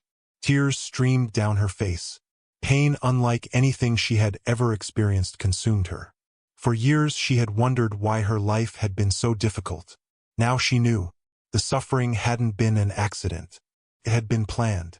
Every terrible moment, every cruel word, every act of abuse, it all traced back to a single act of greed. Prince Kelechi sat beside her. Without speaking, he wrapped an arm around her shoulders, allowing her to cry, allowing her to grieve, because there were no words that could erase this pain. Hours later, King Obinna personally met with Amara. The elderly king looked genuinely saddened. My child, he said softly. Amara wiped her tears. The king continued. Justice will be served. His voice was firm. The people responsible will answer for their crimes. Amara nodded slowly. Part of her wanted revenge. Another part simply wanted peace. She was exhausted, tired of pain, tired of betrayal, tired of suffering. The king stood. Then he handed her a folder. What is this? She asked. The king smiled gently. Your parents' estate. Amara looked confused. The king continued. The investigators recovered everything. Her eyes widened. What? The properties. The businesses. The accounts. The king nodded. They belong to you. Fresh tears filled her eyes. Not because of the money, but because for the first time in 12 years, something had finally been returned to her. A piece of her parents. A piece of the life that had been stolen. And as she held the folder in her hands, she realized something important. The truth was finally free. The lies were over. The darkness that had followed her for 12 years was beginning to lift. And soon, justice would come for the people who had destroyed her family. Their day of reckoning was approaching, and nothing would stop it. The news spread across Umadara Kingdom like wildfire. Within days, everyone knew the truth. What had once been believed to be a tragic accident was now revealed as a carefully planned crime. The respected businessman Chinidu and his wife Adiz had not died by chance. They had been murdered, and the people responsible were none other than Chinidu's own brother, Chaik, and his wife, Ngozi. The revelation shocked the entire kingdom. People could hardly believe it. Many remembered Chinidu and Adiz as kind, generous people who had spent years helping others. The thought that their own family had betrayed them for money filled everyone with anger. At the same time, sympathy for Amara grew. For 12 years she had suffered without knowing the truth. For 12 years she had lived under the roof of the very people who had destroyed her family. And now, finally, justice was within reach. King Obinna ordered a public royal trial. The crimes were too serious to be handled privately. The people deserved to hear the truth. And those responsible deserved to face the consequences openly. On the morning of the trial, thousands of citizens gathered outside the royal courthouse. The atmosphere was tense. Vendors abandoned their stalls. Farmers delayed their work. Business owners closed their shops. Everyone wanted to witness history. Inside the courtroom, rows of seats were filled. Royal officials sat near the front. Community leaders occupied another section. Journalists prepared their notebooks. The room buzzed with quiet conversation. Then the doors opened. A heavy silence immediately fell over the courtroom. Royal guards escorted Chaik and Ngozi inside. Both wore prison uniforms. Both looked exhausted. The confident people they had once been were gone. Years of secrets had finally caught up with them. As they walked through the room, angry whispers followed them. Some people shook their heads in disgust. Others looked away. No one offered sympathy, not after what they had done. Moments later, Amara entered the courtroom. Prince Kalechi walked beside her. The entire room stood respectfully. Many people looked at her with sadness. Others looked at her with admiration. Despite everything she had endured, she remained strong. She remained dignified, and she had survived. The trial began shortly afterward. The chief judge entered. Everyone rose to their feet. After several formal procedures, the proceedings officially started. The lead prosecutor stood. He carried several files filled with evidence. Years of lies were about to be exposed. "Ladies and gentlemen," he began, "today we present evidence concerning crimes committed over 12 years ago." The courtroom became silent. The prosecutor continued. "These crimes include murder, fraud, conspiracy, theft of inheritance, document forgery, and attempted harm against Amara." Gasps filled the room. Even though many people already knew the accusations, hearing them spoken aloud carried a different weight. The prosecutor began presenting evidence. One piece at a time. First came the financial records. Documents showing how Chaik had acquired his brother's businesses and properties shortly after the deaths. Then came testimony from legal experts. They explained how several ownership transfers contained irregularities, forged signatures, missing approvals, suspicious alterations. The evidence was overwhelming. Next came witnesses. Former employees testified. Business associates testified. Bank officials testified. Each account painted the same picture: greed, manipulation, deception. The deeper the trial went, the darker the story became. Then came one of the most important witnesses, the retired mechanic. The same man who had inspected the damaged vehicle years earlier. He slowly approached the witness stand. The courtroom watched carefully. The prosecutor asked a simple question. Did you examine the vehicle involved in the accident? Yes. What did you discover? The old mechanic took a deep breath. The brake lines had been tampered with. The courtroom erupted into murmurs. The judge quickly restored order. The mechanic continued. Those brakes did not fail naturally. Someone deliberately damaged them. The words struck the room like thunder. Even after weeks of investigation, hearing the truth directly from a witness felt powerful. The prosecutor nodded. Are you certain? Absolutely. The mechanic's voice was firm. I've spent 40 years repairing vehicles. There is no doubt in my mind. The evidence continued piling up. Then came the moment everyone had been waiting for. The confession. The prosecutor held up a document. This is the official statement provided by Chaik Okafor. The room became completely silent. Every eye focused on him. The prosecutor began reading, word by word, sentence by sentence. The confession detailed everything. The jealousy, the greed, the planning, the bribery, the tampering of the vehicle, the theft of the inheritance, the years of deception. Each revelation shocked the audience. Some people wiped tears from their eyes. Others shook their heads in disbelief. Several times the judge had to call for silence. Meanwhile, Chaik sat motionless. His head remained lowered. He didn't attempt to deny anything, because there was nothing left to deny. The truth had already won. When the confession ended, the prosecutor turned toward Ngozi. The woman still looked defiant. Even now, even after everything, the prosecutor approached her. Do you deny participating in these crimes? Ngozi remained silent. The prosecutor repeated the question. This time her anger finally exploded. I did what I had to do. The room gasped. Even the judge looked surprised. Ngozi stood abruptly. Years of bitterness poured from her voice. You all judge me now. Her eyes swept across the courtroom. But none of you know what it's like. The judge ordered her to sit. She ignored him. Instead, she continued shouting. Everything was always handed to them. She pointed toward Amara. Her parents had everything. We had nothing. Tears streamed down her face. We struggled while they lived like royalty. The courtroom listened in stunned silence. For years she had hidden these feelings. Now they spilled out uncontrollably. The prosecutor shook his head. So your answer was murder? Ngozi froze. The question struck her harder than any accusation. For a moment she couldn't respond. The prosecutor stepped closer. You murdered 2 innocent people. You stole from a child. You abused her for 12 years. His voice hardened. And recently you tried to destroy her life again. The room became silent. Ngozi slowly sat down. For the first time, her confidence vanished. Reality finally caught up with her. There was no escaping the truth. No escaping the consequences. Several hours later, the trial entered its final stage. Both sides presented closing arguments.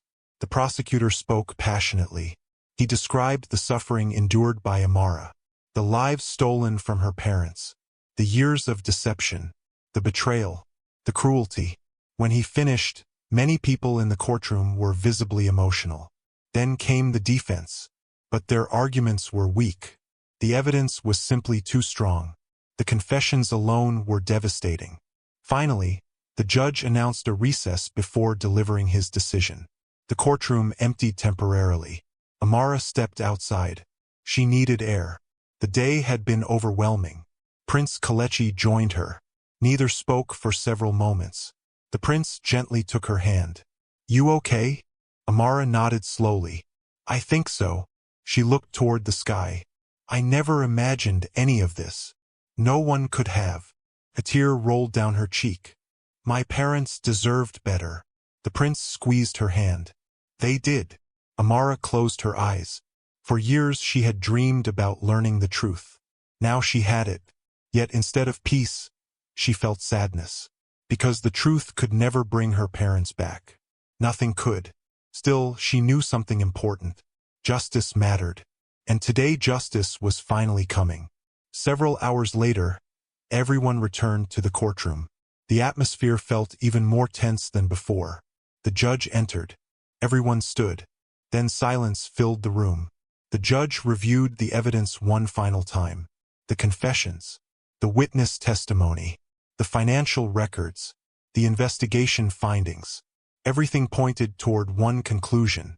Finally, he spoke. Having reviewed all evidence presented before this court, the room held its breath. "I find Chike Okafor guilty." Gasps echoed throughout the courtroom. The judge continued.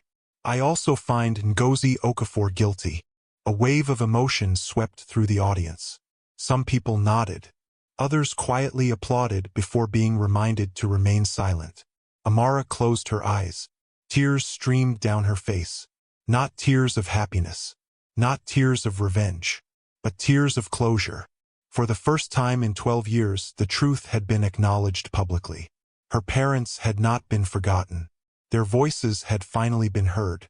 The judge wasn't finished. Sentencing would come soon. And when it did, Chike and Ngozi would face the full consequences of their actions. As royal guards moved toward the convicted couple, both looked completely defeated. Their empire of lies had collapsed. Their greed had destroyed everything. And the next chapter of Amara's life was finally beginning. One built not on pain, not on deception, but on truth. Justice had arrived. And soon, a brighter future awaited her. The courtroom remained silent as everyone waited for the judge to deliver the final sentence. The tension was almost unbearable. No one moved. No one spoke. Even the reporters stopped writing for a moment. Every eye remained fixed on the judge. At one side of the courtroom sat Amara and Prince Kelechi.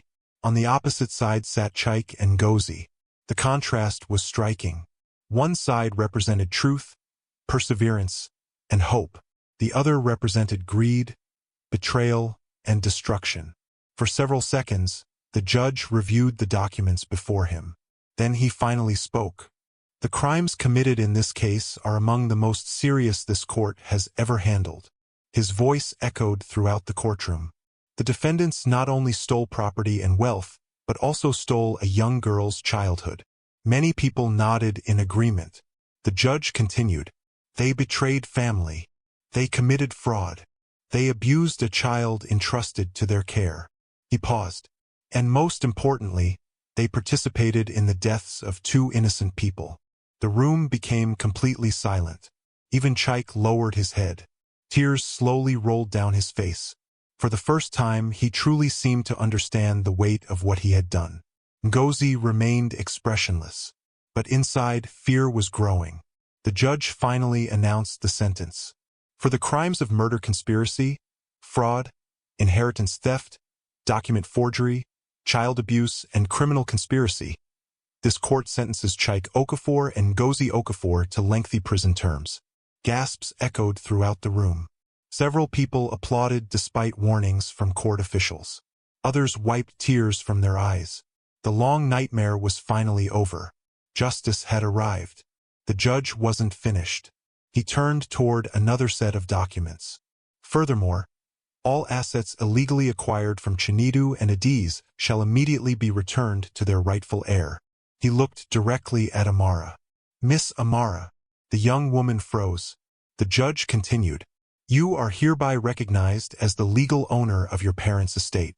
The entire courtroom erupted into applause. This time, nobody could stop it. People stood. Some cheered. Others smiled. Even strangers felt happy for her. After 12 years of suffering, she was finally getting back what belonged to her. Amara's eyes filled with tears. She wasn't thinking about money. She wasn't thinking about wealth. She was thinking about her parents, the businesses they built, the properties they worked hard to acquire, the legacy they left behind, a legacy that had been stolen from her.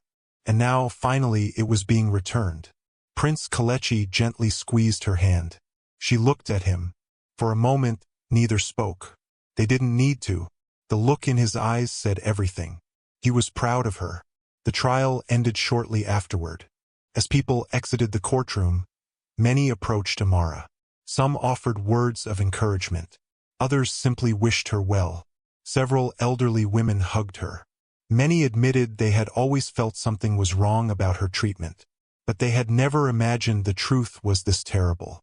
Outside the courthouse, hundreds of people waited. The moment Amara emerged, cheers erupted from the crowd. The sound surprised her. For years she had felt invisible. For years people barely noticed her. Now the entire kingdom knew her story, and they admired her strength. A reporter stepped forward. "Amara, how do you feel today?" The young woman paused. She thought carefully before answering. "Relieved." The reporter nodded. "Anything else?" Amara looked toward the sky. "I wish my parents were here." The crowd became quiet. Her voice softened. They deserved to see justice. Many people wiped away tears. The sincerity in her words touched everyone. She wasn't celebrating revenge. She wasn't celebrating punishment. She was simply honoring her parents. That made her even more respected. Over the following days, royal officials began returning the stolen assets. The process took time. There were businesses to transfer, properties to inspect, counts to review, legal documents to complete. The amount involved was far greater than Amara had imagined. One morning, she sat inside a large conference room with lawyers and financial advisors.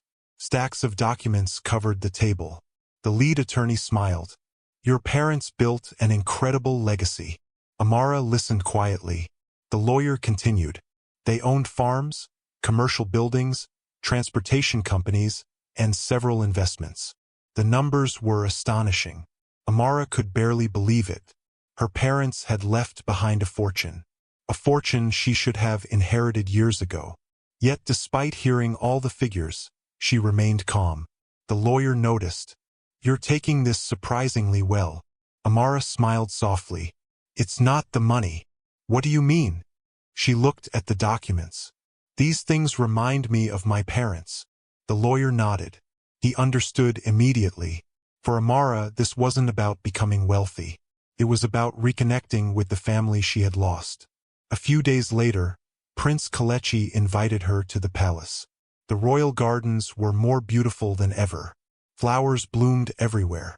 Birds sang among the trees. The peaceful atmosphere felt like a completely different world from the darkness she had endured. The prince and Amara walked slowly along a stone pathway. For several minutes, they simply enjoyed the silence.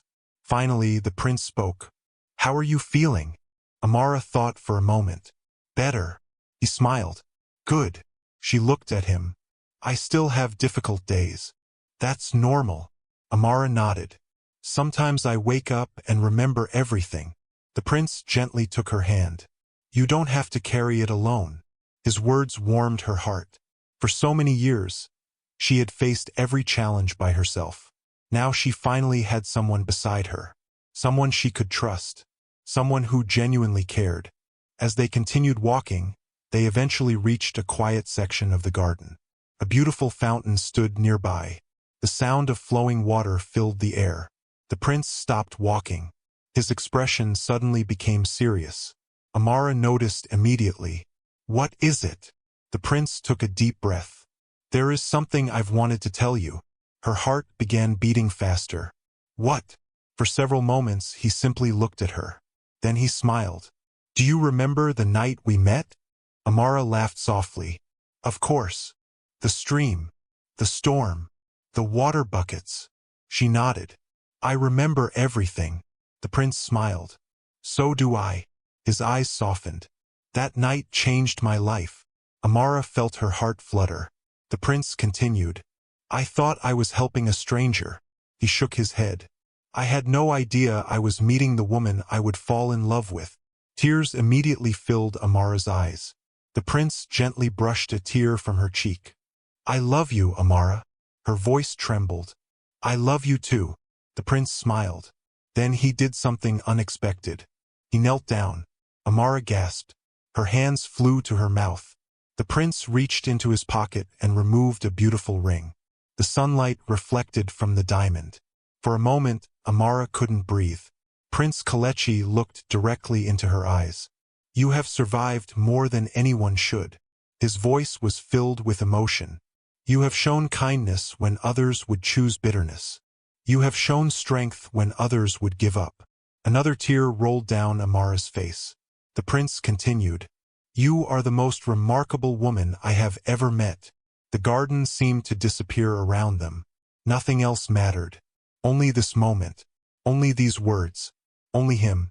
The prince smiled. "Amara." Her heart raced. "Will you marry me?" For several seconds, she simply stared at him. The question felt unreal. 12 years earlier, she had lost everything. 12 years earlier, she had become an orphan. 12 years earlier, her life had been shattered. Now the man she loved was asking her to become his wife. The contrast was overwhelming. Fresh tears filled her eyes. Finally, she nodded. "Yes." The prince laughed with joy. "Yes. Yes." The prince slipped the ring onto her finger. Then he stood and pulled her into his arms. Both of them laughed. Both of them cried. For the first time in a very long time, Amara felt completely happy. Not because she had regained her inheritance. Not because justice had been served. But because she finally had something she had dreamed about for years. A future. A real future. As the sun began setting over Umudara Kingdom, the couple stood together beside the fountain. Neither knew it yet, but their engagement would soon become the biggest celebration the kingdom had ever seen. A royal wedding was coming. And with it, the final chapter of Amara's journey from orphan to princess. The girl who had once been sent to fetch water alone in the middle of the night was about to become the future queen of the kingdom. Her new life had finally begun. The news of Prince Kalechi's engagement spread across Umudara Kingdom faster than any story in recent memory. Every village, every town, every market, people could talk about nothing else. The future king was getting married, and his bride was none other than Amara, the orphan who had once been mistreated by her own relatives, the young woman who had survived unimaginable suffering, the woman whose courage and kindness had captured the prince's heart. For many people, her story felt like a miracle. It reminded them that life could change unexpectedly. It reminded them that difficult seasons did not last forever. And most importantly, it reminded them that goodness eventually finds its reward. Inside the royal palace, preparations for the wedding had already begun. The event would be unlike anything the kingdom had ever seen. Thousands of guests would attend. Royal families from neighboring kingdoms had been invited. Business leaders, government officials, community elders, and respected citizens would also be present. King Obina wanted the celebration to reflect the importance of the occasion. After all, his only son was getting married. And for the first time in many years, the king looked happier than anyone had seen him. One morning, Amara stood in front of a large mirror inside her new residence. The palace had prepared a beautiful home for her while wedding preparations continued. The room itself was larger than the entire house where she had spent most of her life. The walls were decorated with elegant artwork. Large windows overlooked the palace gardens. Everything felt luxurious. Sometimes Amara still struggled to believe it was real. A palace attendant smiled as she adjusted a beautiful dress. "You look wonderful." Amara laughed softly. "I still don't feel like a princess." The attendant smiled. "That's probably why everyone loves you." Amara looked at her reflection. The woman staring back at her looked completely different from the frightened orphan who had once fetched water at midnight. Yet inside, she remained the same person. The same humble girl. The same kind heart. The same gentle spirit. Prince Kalechi often said that was what made her special. Her circumstances had changed, but her character had not. Later that day, Amara visited one of her parents' former properties. The estate had recently been restored to her ownership. As she walked through the gates, emotions flooded her heart. Memories seemed to surround her. She remembered running through the gardens as a child. She remembered her father's laughter. She remembered her mother's warm embrace. For years, she thought those memories were all she had left. Now she stood inside the very place where those memories had been created. Tears filled her eyes. The property manager approached respectfully. "Are you all right, madam?" Amara nodded. "Yes." She smiled sadly. "I'm just remembering." The man understood immediately. Many people throughout the kingdom knew her story. They knew what this place meant to her. Amara spent several hours walking around the estate. Every room held memories. Every hallway reminded her of her childhood. Instead of pain, however, she felt peace. For the first time in many years, she felt close to her parents again. That evening, Prince Kalechi joined her. Together they sat beneath a large tree overlooking the property. The setting sun painted the sky orange and gold. "It's beautiful," the prince said. Amara nodded. "My parents loved this place." The prince smiled. "I think they would be proud of you." The words touched her deeply. For a moment, she simply stared at the sunset. Then she whispered something she had been thinking about for weeks. "I hope so." The prince gently took her hand. "They would be." His voice carried complete certainty. "And I think they would approve of your choice in husband." Amara laughed. The prince grinned. "What? You sound very confident." "I am." The two of them laughed together. Moments like these had become common. Their relationship felt effortless, natural, comfortable. Neither needed to pretend around the other, and that made their bond stronger every day. Meanwhile, throughout the kingdom, excitement about the wedding continued growing. Merchants decorated their shops. Families discussed the upcoming celebration. Children practiced songs they hoped to perform during the festivities. Even people who had never met Amara felt connected to her story. Many saw her as a symbol of hope, a reminder that difficult circumstances could be overcome. Several weeks before the wedding, King Obinna organized a special ceremony introducing Amara officially as the future princess of Umudara. The event took place inside the palace courtyard. Thousands of citizens attended. The atmosphere felt festive. Colorful decorations filled the area. Traditional musicians performed beautiful songs. Dancers entertained the crowd. The celebration resembled a festival. When Amara arrived, the crowd erupted into applause. She wore an elegant traditional outfit designed specifically for the occasion. The outfit reflected both royal dignity and cultural heritage. As she walked through the courtyard, many people smiled. Others waved. Several elderly women wiped tears from their eyes. The transformation was remarkable, not because Amara had become wealthy, but because she had overcome so much hardship. King Obinna stepped forward. The crowd immediately became silent. "My people," he began. His voice carried across the courtyard. "Today is a special day." The audience listened carefully. The king smiled warmly. For many years, this kingdom has watched a remarkable young woman demonstrate courage, kindness, and resilience. He gestured toward Amara. Despite hardship, she remained good. Despite suffering, she remained compassionate. Despite betrayal, she remained honorable. The crowd applauded loudly. The king continued, "Those qualities are more valuable than wealth, more valuable than power, more valuable than status." Amara felt tears forming in her eyes. The king's words touched her deeply. King Obinna then formally introduced her as the future princess of Umudara. The crowd erupted into cheers. The sound echoed throughout the palace grounds. For several moments, Amara simply stood there overwhelmed. 12 years earlier, she had believed her future was gone. Now thousands of people were celebrating her.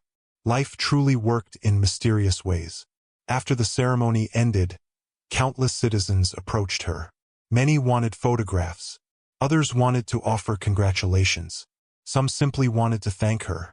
One elderly woman especially caught Amara's attention.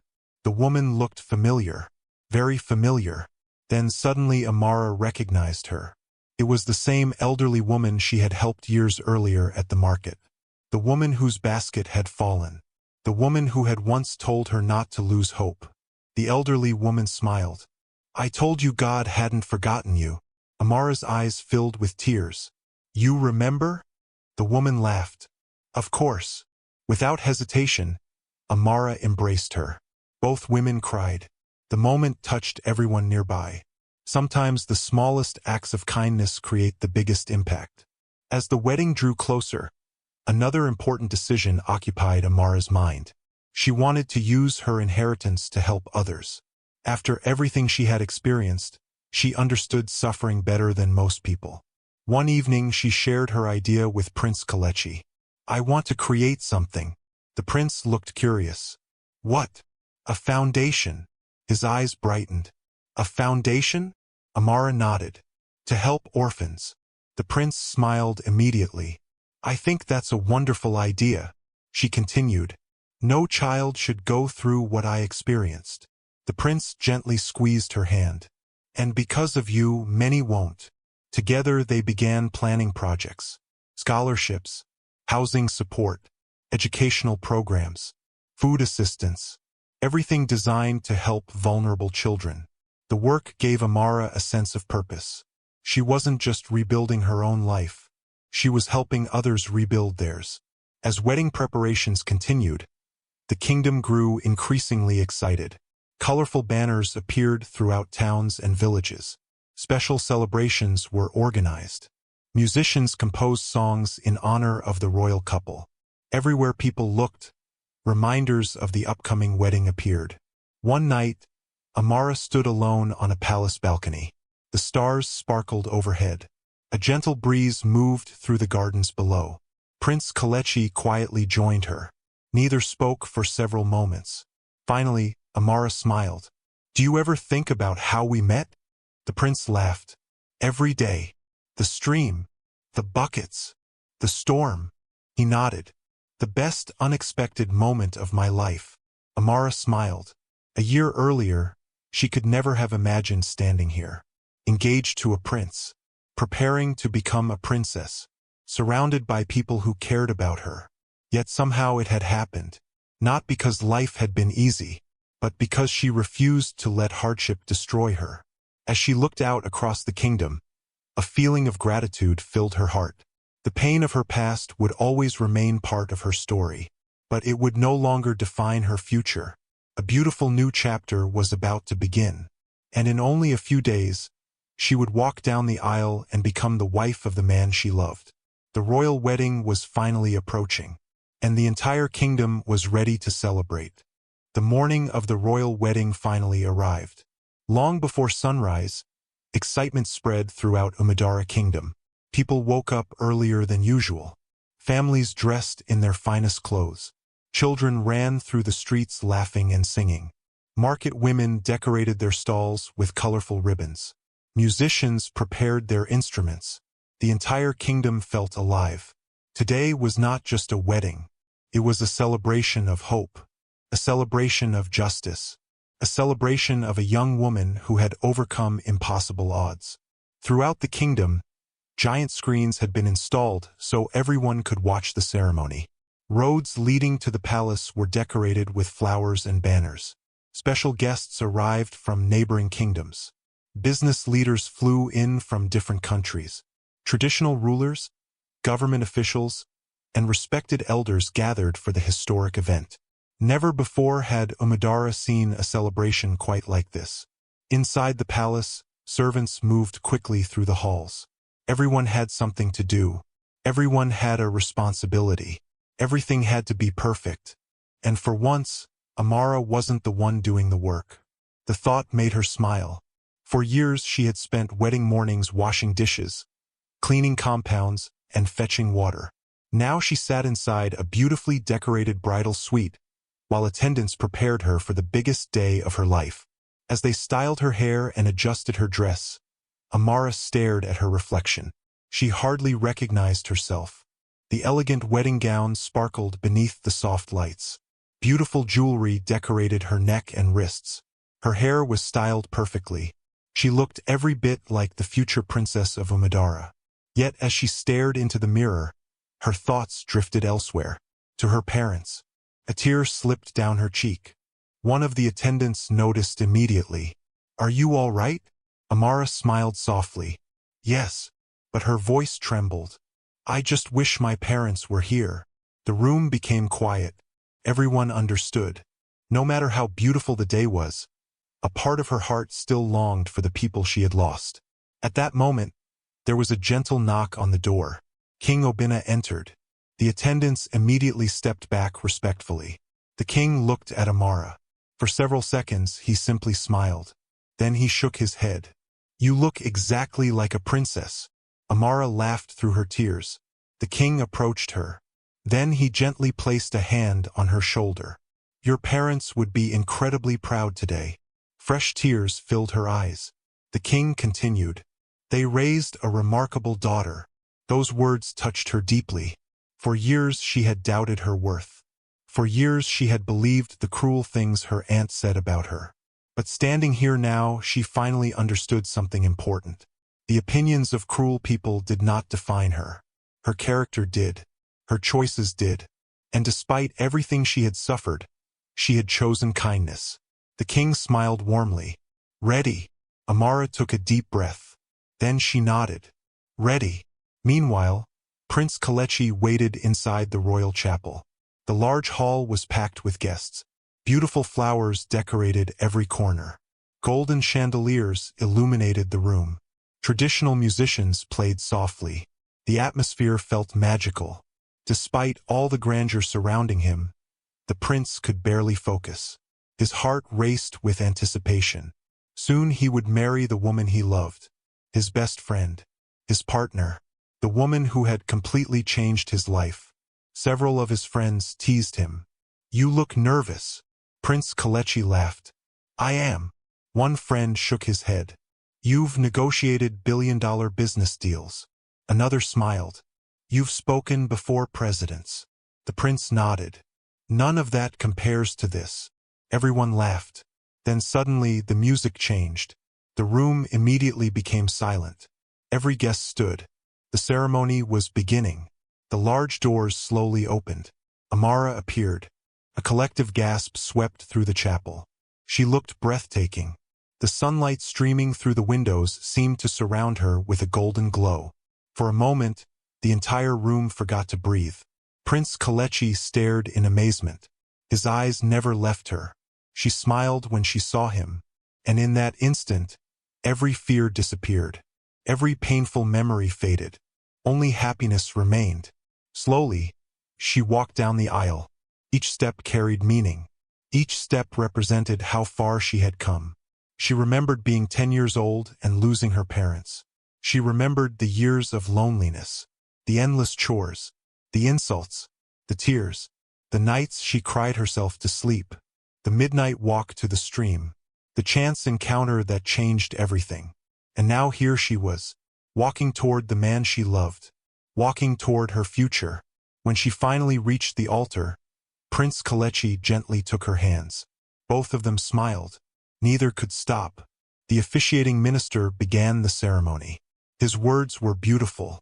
He spoke about love, about commitment, about faith, about building a life together. The entire chapel listened attentively. Then came the vows. Prince Kalechi spoke first. His voice carried emotion. "Amara, from the moment I met you, I knew there was something special about you." Tears immediately filled Amara's eyes. The prince continued. "You showed me strength when life had every reason to make you bitter.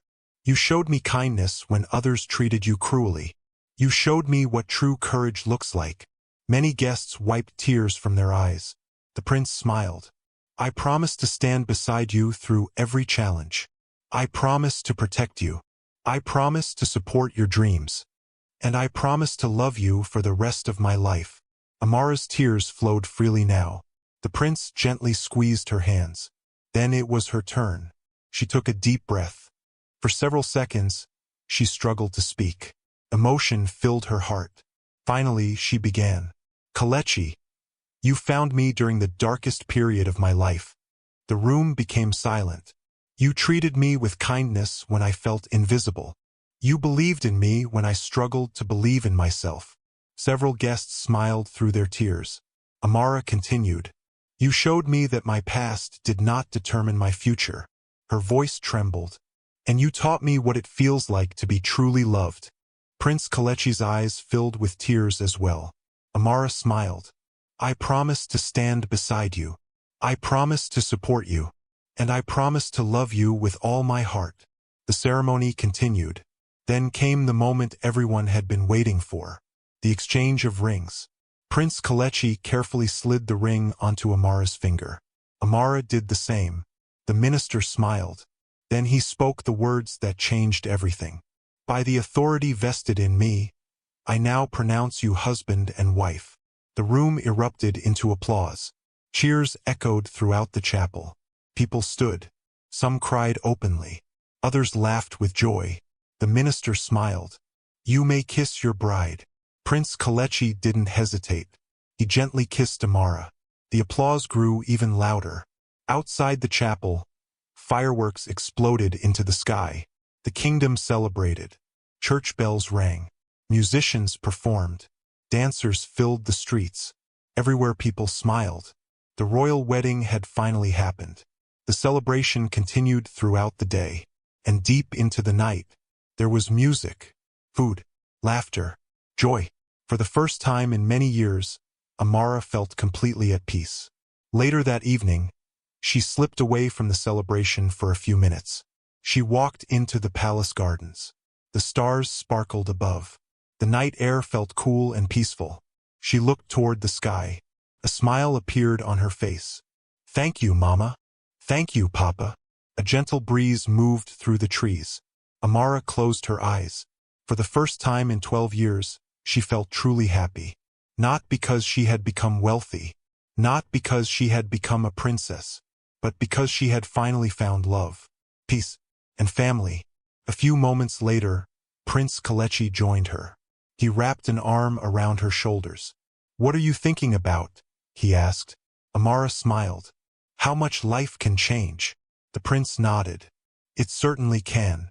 Together they looked out across the kingdom. A kingdom celebrating below them. A kingdom filled with hope. Years later, people would still tell the story of Amara. The orphan who lost everything. The young woman who endured cruelty. The girl who was sent to fetch water in the middle of the night. And the future queen who found love beside a stream. Her story became a reminder to generations that difficult seasons do not last forever. That kindness is never wasted. That justice eventually arrives. And that sometimes, the darkest night leads to the brightest morning. As for Amara and Prince Kalechi, they built a beautiful life together. They expanded the foundation that helped orphan children.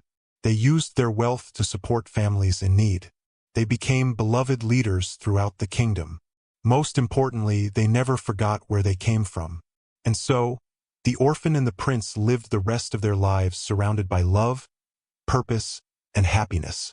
Their story had begun with pain, but it ended exactly as every great fairy tale should. Happily ever after. Thanks for watching. If you enjoyed this story, please subscribe to this channel and tell us where you are watching from. Have a wonderful day.